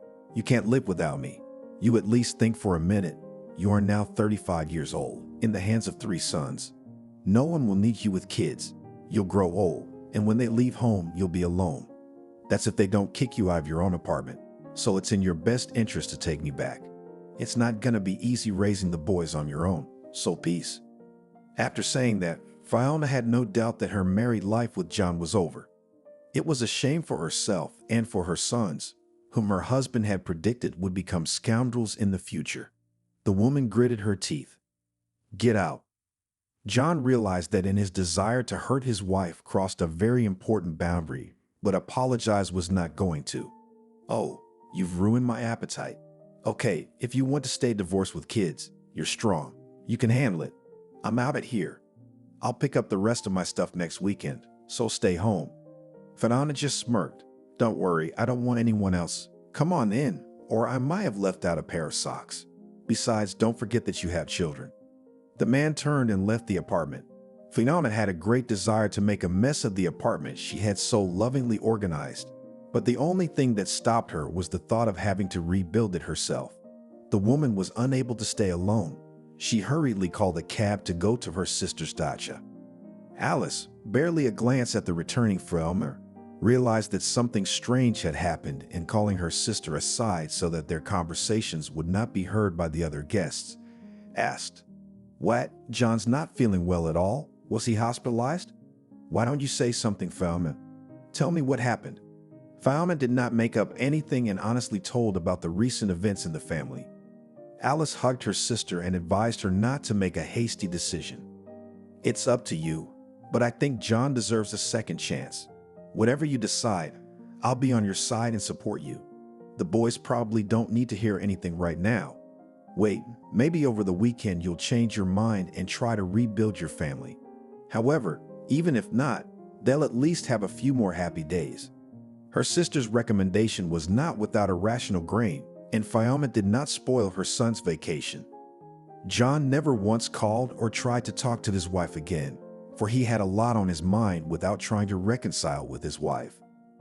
Immediately after the failed reconciliation with Fiona, the enraged man brought the suitcases home to his mother and said, "I couldn't get that bitch to go away, so let her come running when she's in trouble. She'll be on my feet to make me come back sooner. Well, I'm going. I need to go for a walk, get some air." Catherine did not remind her son that she many years ago advised not to spoil Fiona's life and give up the idea of marrying her. She was offended that John himself ruined the family, which, thanks to the efforts of his daughter-in-law, was almost perfect. Before she could argue to her son that Fiona was not a megastar, but only a victim of his stubbornness, and that it was his betrayal that had caused the quarrel, the man kicked the suitcases against the wall, as if he were taking out his anger on them, and left. Unhappy thoughts seized the woman. The sad story of her life repeated itself in the female fate of her daughter-in-law. Catherine felt sorry for Fiona, and especially for her grandchildren. Having gone through the same ordeal many years ago with her husband, John's father, the woman was well aware that in a Sunday dad format, her son wouldn't be able to devote as much attention to the boys.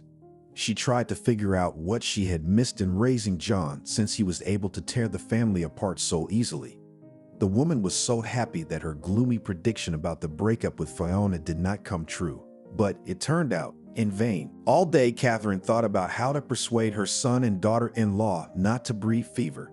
She did not know how to talk sense into her son and felt unauthorized to pressure Fiona. The day flew by, and in the evening the woman was in for another shock. John came staggering into the apartment in the company of an obviously not too sober lady and introduced his mother's companion. "Guinea, this is my mother, Catherine, the best in the world, I can tell you that." The man hiccuped and continued, "Mom, this is my Guinea. We're going to stay here for a while, okay?" In vain, John thought that his mother would accept his betrayal of his wife calmly. Catherine, who herself had been through such an ordeal, unexpectedly sided with Fiona, whom he betrayed. "Son, I'm not going to lie that I'm pleased to meet the woman because of whom you insulted your lawful wife. I'm only letting you into my apartment for one night, and that's only because it's dangerous to walk the streets like that. I don't want anything to happen to you. But you know I'm not gonna let you turn my apartment into a mess."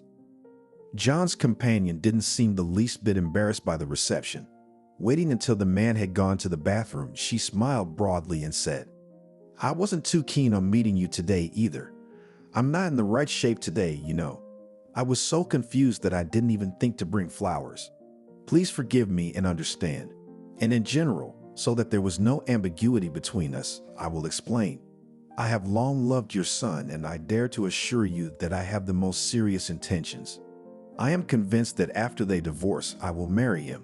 So whether you like it or not, we're going to have to communicate. You and I both want John to be happy, don't we?"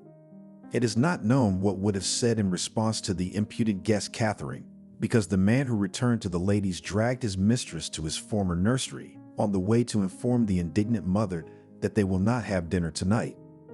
In the settlement of the family crisis in the life of her son, Catherine tried to connect her wise friend.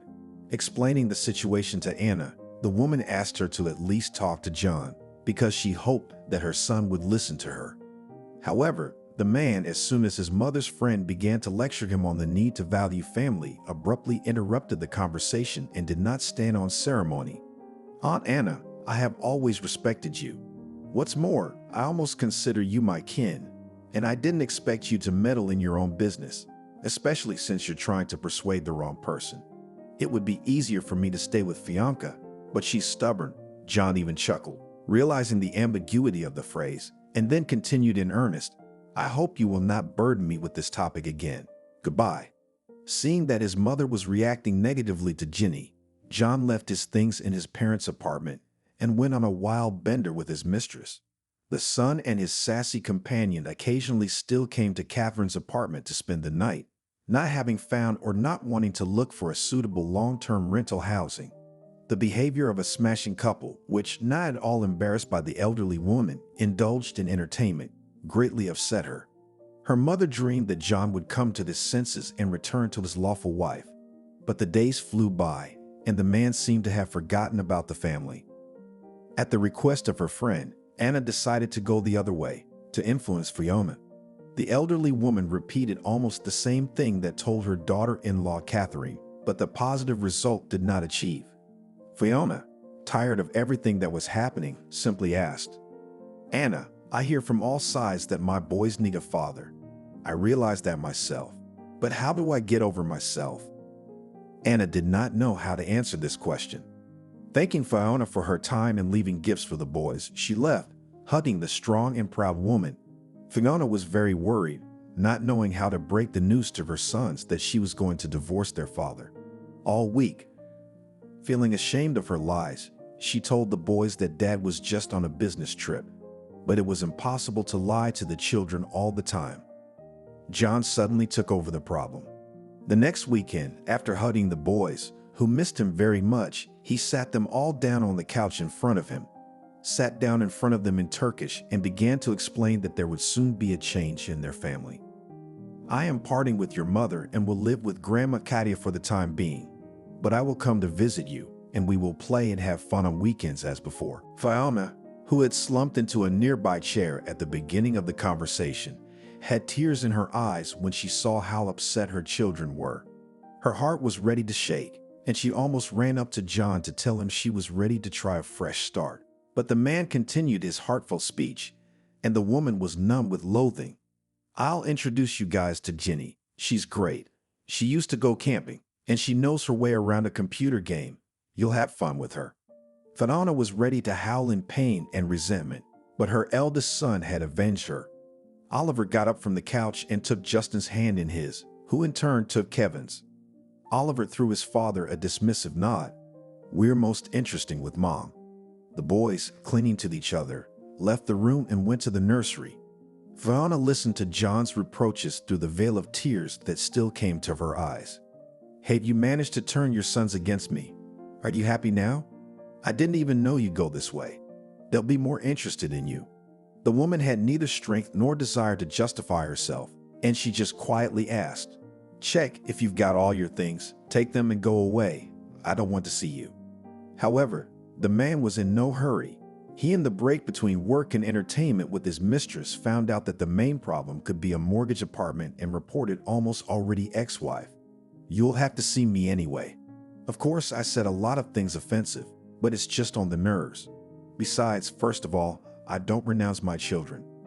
Secondly, we have to go to the bank together to settle the apartment issue. And thirdly, you can't just throw away all these years together. You'll always remain my nearest and dearest person. Actually, I've been doing some calculations on how much mortgage we have to pay. I think maybe we won't have to sell the apartment and get a smaller one. I guess we could get out of it. If you don't mind, we could meet at the bank tomorrow lunchtime." John's completely rational and unemotional approach discouraged Fiona, who was horrified at the thought that she and the children might be in danger of moving. Oliver and Justin go to a wonderful school with a strong teaching staff. Not only that, but Kevin's kindergarten is very close by and there is no need to mess with transportation or depend on the vagaries of the weather. It was enough to leave the house and in a few minutes you could be in the right place.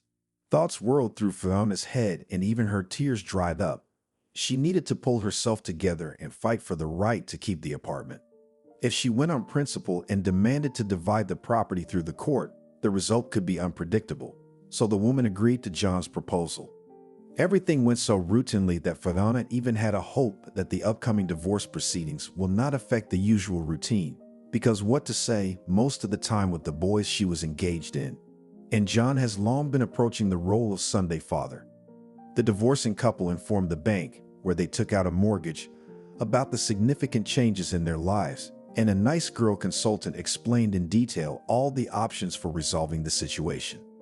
On the way home, Fiona thought aloofly that this bank employee sees family dramas like hers on a daily basis, and in her case, the solution was not the most difficult. Thanks to the impressive amount of money John had brought with him, there were only a few payments to be made, and everything had been arranged so that the apartment would go to her and the children after the final payment. Only a few formalities remained to be settled. Still, the generosity of the man she had once loved so much gave Fiona faith that they would be able to remain in a normal relationship, even after they were divorced. It seemed to the woman that with the collapse of the marriage, her life was not yet over. By mutual agreement with John, she did not file for alimony, receiving in return a promise to pay her sons a fixed amount each month, plus help in emergencies. Catherine was proud of her son, who, when divorced, behaved, unlike his father, decently and supported Fiona, assuring that he would always support his grandchildren.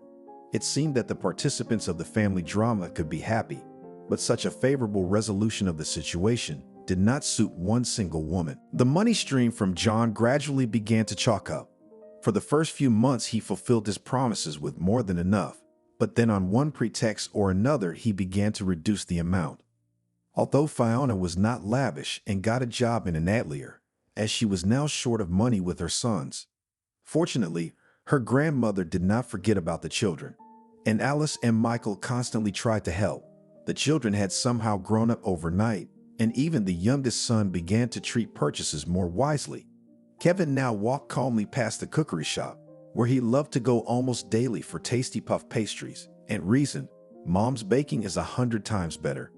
Fiona practically stopped using the car, so as not to spend on gasoline and maintenance. In addition, the car was registered to John, and one not the most beautiful day, the man simply told her that the term of the MTPL policy is coming to an end, and in a new document he decided not to enter her.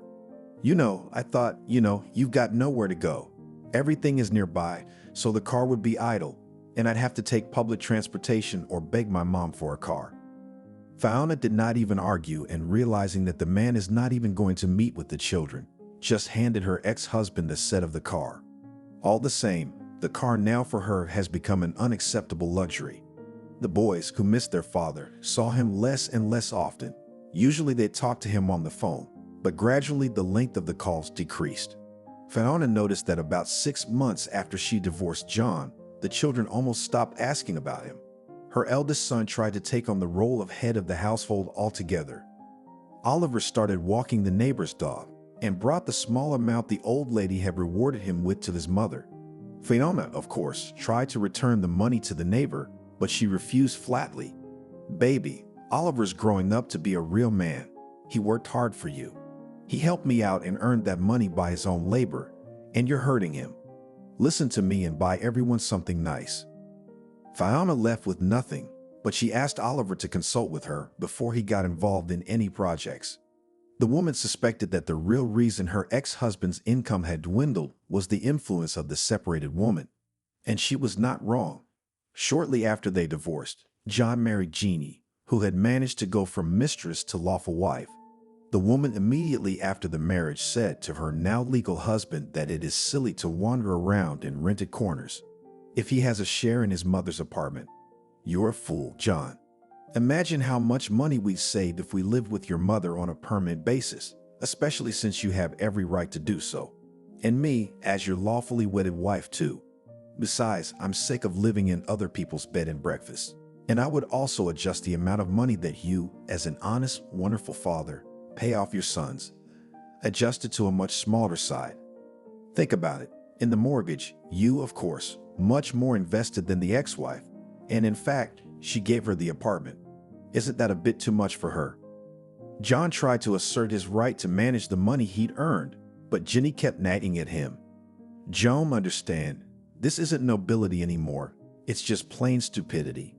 You're sponsoring this mother of many children, and you don't even ask for an accounting of where the money goes. You think she spends it all on her kids? Don't make me laugh. She's clearly ripping you off. Wait till she files for alimony to make things harder for you. Imagine if we go on vacation and it turns out you owe her alimony. What then?" The man tried to weakly defend Fiona, but Jenny just started crying, and John rushed to comfort her. The cunning woman had long ago figured out how to deal with this man to get everything she wanted. Catherine was not thrilled with her new daughter-in-law, but had to put up with the circumstances for the sake of her son's happiness. Jenny was a stark contrast to the modest, tactful Fiona, but John didn't seem to notice that his mother was growing sadder by the day. Catherine's room became increasingly filled with the odors of medicine, and several times the woman even had to call an ambulance. Doctors offered hospitalization several times, but she constantly refused, as if she feared that she would never be able to return to her own apartment as a full-fledged mistress again. John was worried about his mom, but Jenny managed to convince him that Catherine was just trying to draw attention to herself. "Joan, if it were that serious and dangerous, the doctors wouldn't even ask permission, so relax." After taking a headache pill, Mickey began to fill in the data on the computer, just to avoid thinking any more about the meeting that had so disturbed him. Fiona was on her way home, glad that she had decided to go to her ex-mother-in-law's house alone first. The boys didn't need to see how weak their only grandmother was. The woman learned from Oliver that John would be out of the country for another 3 weeks. Thinking that her ex-husband didn't know anything about her mother's condition, Fiona decided to call him. Jeannie picked up the phone and, with obvious reluctance, recognizable in the disgruntled tone of her voice, handed it to John. From the brief conversation, Fiona learned that Catherine had been admitted to the hospital almost immediately after her son and daughter-in-law had flown in for their vacation. John even became indignant. "Fiona, my mother is just trying to manipulate me. She needs to keep her son close, so she agreed to go to the hospital, so I feel like a pig and come running back. She got Aunt Valiant to call me, and she got to you. They're all in it together, aren't they? Just to make me unhappy. You won't get anywhere. Tell your mother that." The man ended the call, and as much as Fiona tried to repeat the call, her ex-husband's machine became unavailable. The woman decided not to tell Catherine about her son's suspicions and began to visit her ex-mother-in-law every day, bringing her a little bit of her favorite dishes. On one of the visits, Fiona met Mickey in the corridor and learned that Catherine was likely to be discharged on Friday. The doctor warned, "Normally, the paperwork is ready by 11 o'clock, but I'd advise you to come a little later, at least half an hour. I'd like to talk a little more carefully about your mother-in-law's home care. She lives with you, doesn't she?" Fiona nodded to avoid any more questions and promised to be there on Friday. Mickey said, saying goodbye, "If you can, buy an adult walker for that day. Catherine mustn't get too old, and the sooner you get started, the better. And try to take your husband to the discharge so that it would be easier to bring the patient to the car, because we have nurses just to break." The woman thanked the attentive man, but did not specify that her husband was already ex and obviously would not be able to come to the hospital to meet her mother. Fiona had a bigger problem. She had to think about where to take her ex-mother-in-law. Taking Catherine to her home was out of the question. Anna, of course, lived nearby and could run in to see her friend, but could hardly provide her with full care. So, most likely, the most rational thing to do was to put the former mother-in-law at her place. However, before this, Fiona had to get Catherine's consent and at the same time not to offend the woman with pity. She began a difficult conversation, very worried, and suggested, "How do you look at staying with me and the grandchildren? They miss you very much and will be incredibly happy." Catherine, hiding tears, agreed. She herself was afraid to be alone. Fiona explained to her sons that their grandmother would now live with them. The children greeted the news with enthusiastic cries, and the woman hurried to clarify. "Grandma Catherine is a little sick, so we'll have to keep our behavior down, okay?" The sons confirmed that they would behave. Oliver and Justin immediately offered to rearrange the room so that Grandma would be comfortable. Fiona was relieved. She had no doubt that her former mother-in-law would recover more quickly in the company of her wonderful grandchildren. On the day of discharge, Fiona listened attentively to all Mickey's advice, said that she had already prepared the apartment with Catherine's health in mind, and for some reason this clarity pleased the doctor. He was pleased that his efforts would not be wasted, and that with the support of her family she would be able to return to her former activity. If he was sad that he would no longer see Fiona, he did not show it. Another visit to the ambulance ended in Catherine's hospitalization, but that was more because John and Jenny had gone on vacation, and the heartbroken woman trusted the persuasive team. Fiona had no time to call her ex-mother-in-law and was surprised when Anna came to her apartment one day without prior arrangement. The woman said she wasn't here about sewing and confessed, "Fiona, I'm sorry to burden you with problems, but I don't have anyone to talk to about this. I'm very worried. Catherine is in dire straits. Moreover, since John and his bitch moved into my girlfriend's apartment, she's gone downhill. Her health has deteriorated. She's worried sick. She went into the hospital a week ago with a suspected stroke. She didn't tell me until the last minute, hiding the fact that she was so bad. I came to check on my friend and accidentally learned from the neighbors in the room that her dear son had never visited her. The doctor treating her, Mickey, wouldn't even talk to me because I'm not related to Catherine. Or maybe he was just busy. If you can, go and see her, Fiona. I think it might make her feel better." Fiona was very surprised. Joan called Oliver the day before yesterday, telling him what he was bringing, but he didn't mention Catherine's illness. "Of course, Anna, I'll be sure to visit her. Just tell me where to find Catherine." The woman dictated all the details of the hospital and the hours of reception and hurried home, glad that she was not mistaken in her opinion about Fiona's sincere nature. No matter what, she was ready to support her ex-husband's mother. A visit to her ex-mother-in-law had come as a real shock to Fiona.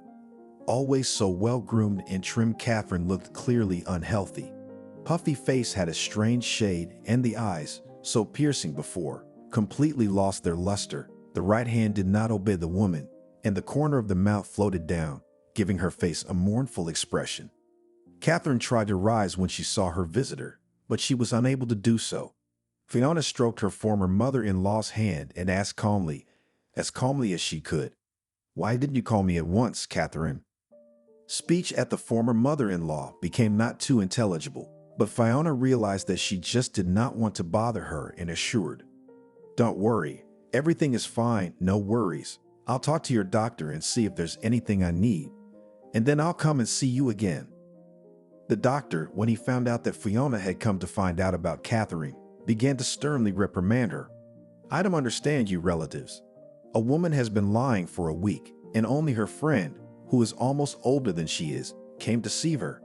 You must be the daughter-in-law, right?" Fiona answered humbly, choosing to keep silent about the fact that Catherine was no longer her relative. "Yes, Mickey, that's right. You say all the right things, but that's just the way it is. So as not to take up too much of your time, just tell me what I can do for Catherine. Is there any medication she needs or caregivers she needs to pay for? You tell me, please." The doctor, noticing the sincere remorse of the patient's relatives, softened. "I would have left her with us for a week to observe her condition and conduct additional tests. But I note, further recovery will depend on your joint efforts. Catherine is partially paralyzed, as you have probably already noticed, but the process can still be reversed.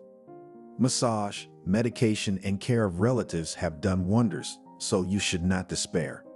I will now give you booklets and leaflets, in which everything is printed in detail, including the basic exercises."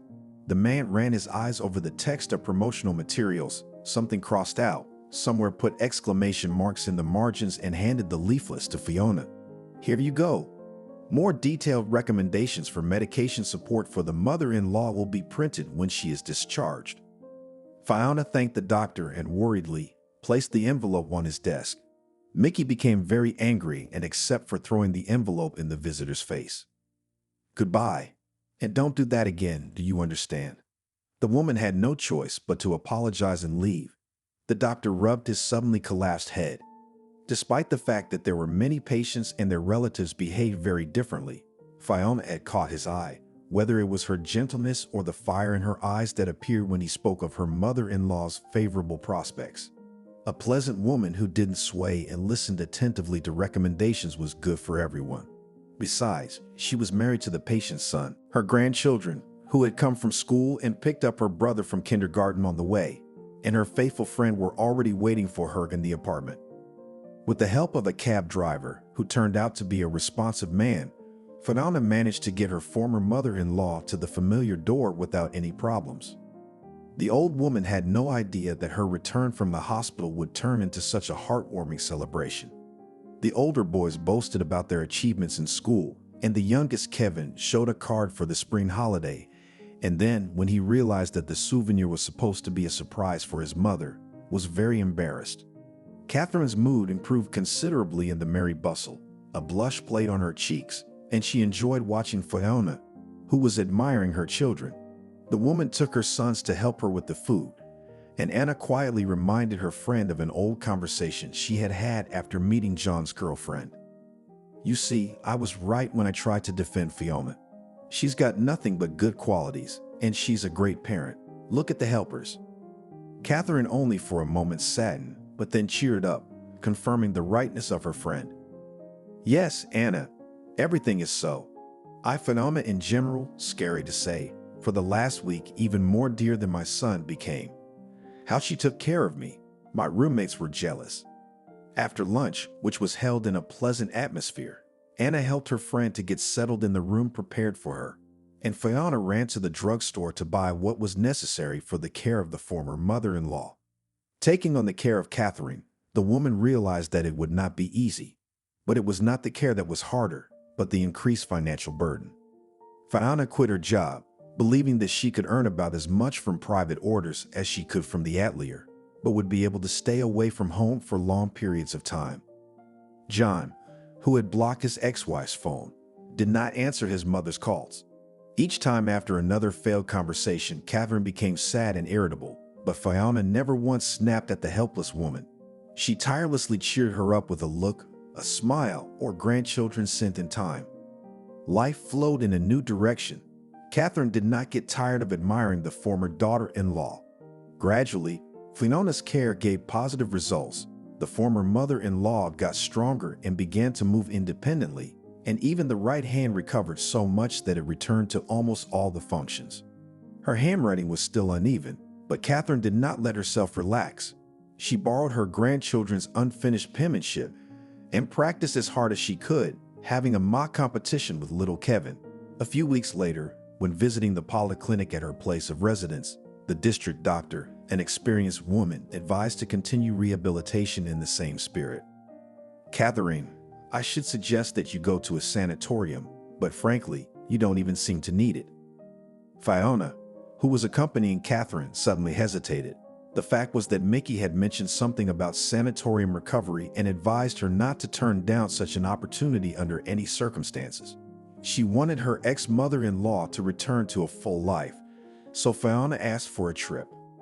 On the way home, the woman noticed that Catherine was driving with pinched lips and decided to clarify the situation. Consider, I'm not trying to get rid of you. Not at all. I'm nervous about letting you go too. You remember your doctor, don't you? He seemed very knowledgeable and authoritative. Well, he recommended that you take advantage of a sanitarium.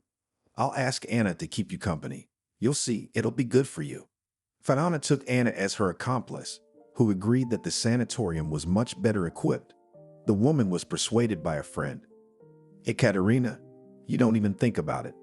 It is necessary to go and recover, especially since the direction is likely to give in the sanatorium, located within the city. You know, like the direction to the former Obkamovsky Dakas. So if you suddenly don't like it, we'll call a cab and in 20 minutes we'll be home with you already drinking tea. What's there to think about? Catherine was embarrassed that Fiona was spending money to prepare for the sanatorium, buying her former mother-in-law bathing accessories for the pool, a comfortable suit, and other small things. The elderly woman tried to object, but her former daughter-in-law did not give up and in one of the next arguments said, Ekaterina, you once welcomed me into your family, although I, of course, even then I realized how much I have a different level with John. Let me take care of you as my own mother, at least a little. After these words, Catherine did not hold back and cried. She was so ashamed to remember how she sarcastic to her daughter-in-law. And it turns out that she not only did not hold a grudge, but also believes that she was fully accepted into the family. Fiona rushed to comfort the weeping woman and promised, You and Anna don't worry, I'll be sure to visit you with the boys. Fiona took the cab and drove Catherine and her friend to the sanatorium, and they, excited by the new adventure in their lives, waved long after the responsive woman who had become a former mother-in-law much more dear than John. Suddenly, a car slowed down next to the bus stop pavilion. The window rolled down and Mickey, who was driving, offered Fiona and the children a ride to the busier parts of town. The woman gladly accepted. She was anxious to get home. She was tired because she had been working on a rush order last night and had only gotten a couple hours of sleep. Fiona sat down next to the doctor and asked him which way he was going so that she could get a better idea of where to get off.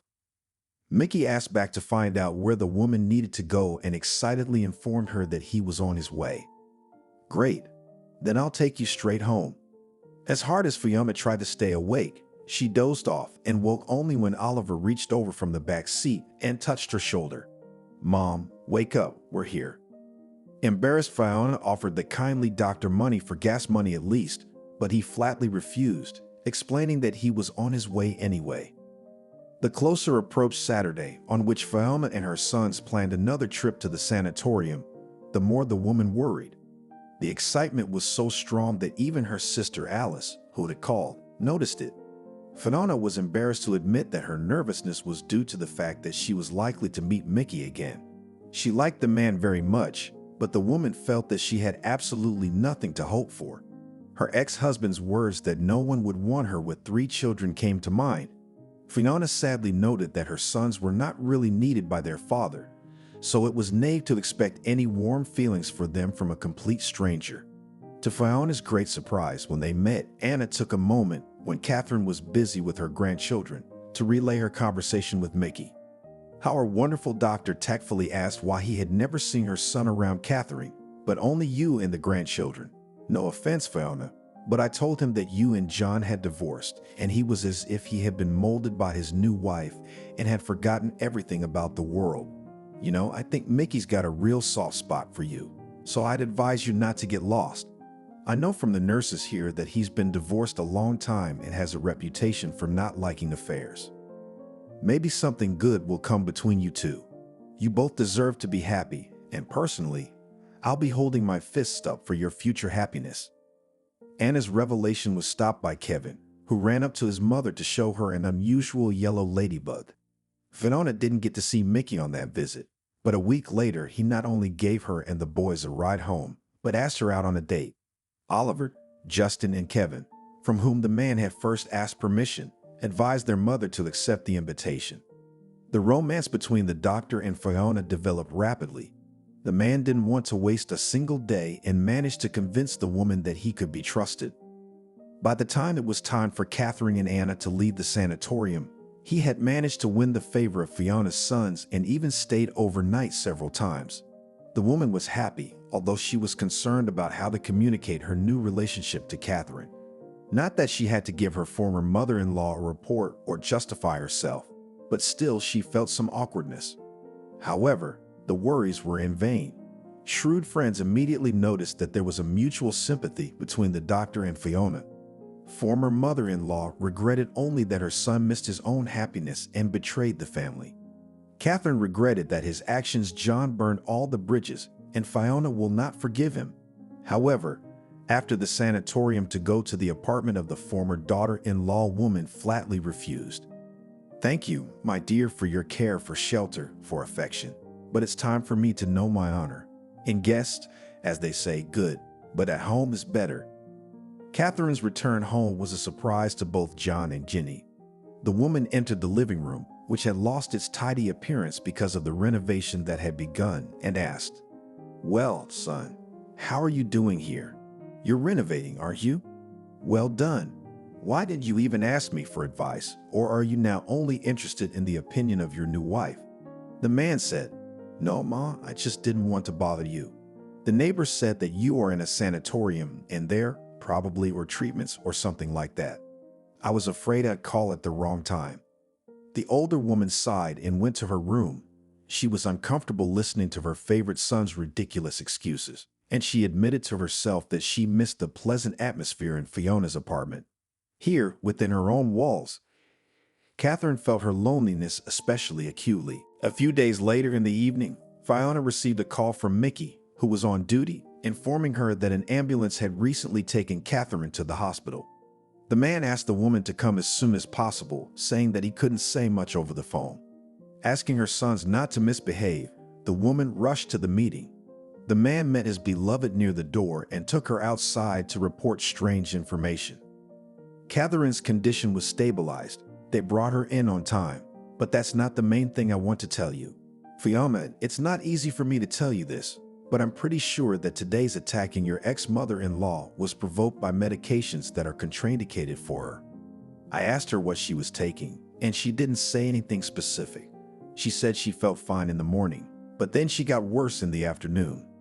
You see, I think there's something fishy going on. If I voice these suspicions to the police, they'll probably send me away. Tell me, could your ex-husband have poisoned your mother?" The woman was shocked, but didn't think much about the answer. "John, of course, hurt me a lot, but no, he loves his mom. Although after the wedding, he's been acting more and more like he obeys his guinea. She's the one I think is capable of anything." Mickey suggested it. "Look, if you're so sure about this, John, we should open him up to the truth. I have a friend in the police who will be able to expose the poisoner, because it is quite possible that the first time Catherine went to the hospital was not accidental." Fiona's hair literally stood on end. The woman became agitated. "Mickey, it's not nice of me to say this without proof, but anything's possible. John and his new wife had just gone on vacation, and before that, this lady could have put anything in the food and sort of stayed clean. In no case should an official investigation be allowed. Catherine would not be able to avoid being questioned." With her shrewdness, Jenny's suspicion would not remain a secret for long. "I am afraid that Catherine will not be able to bear such information."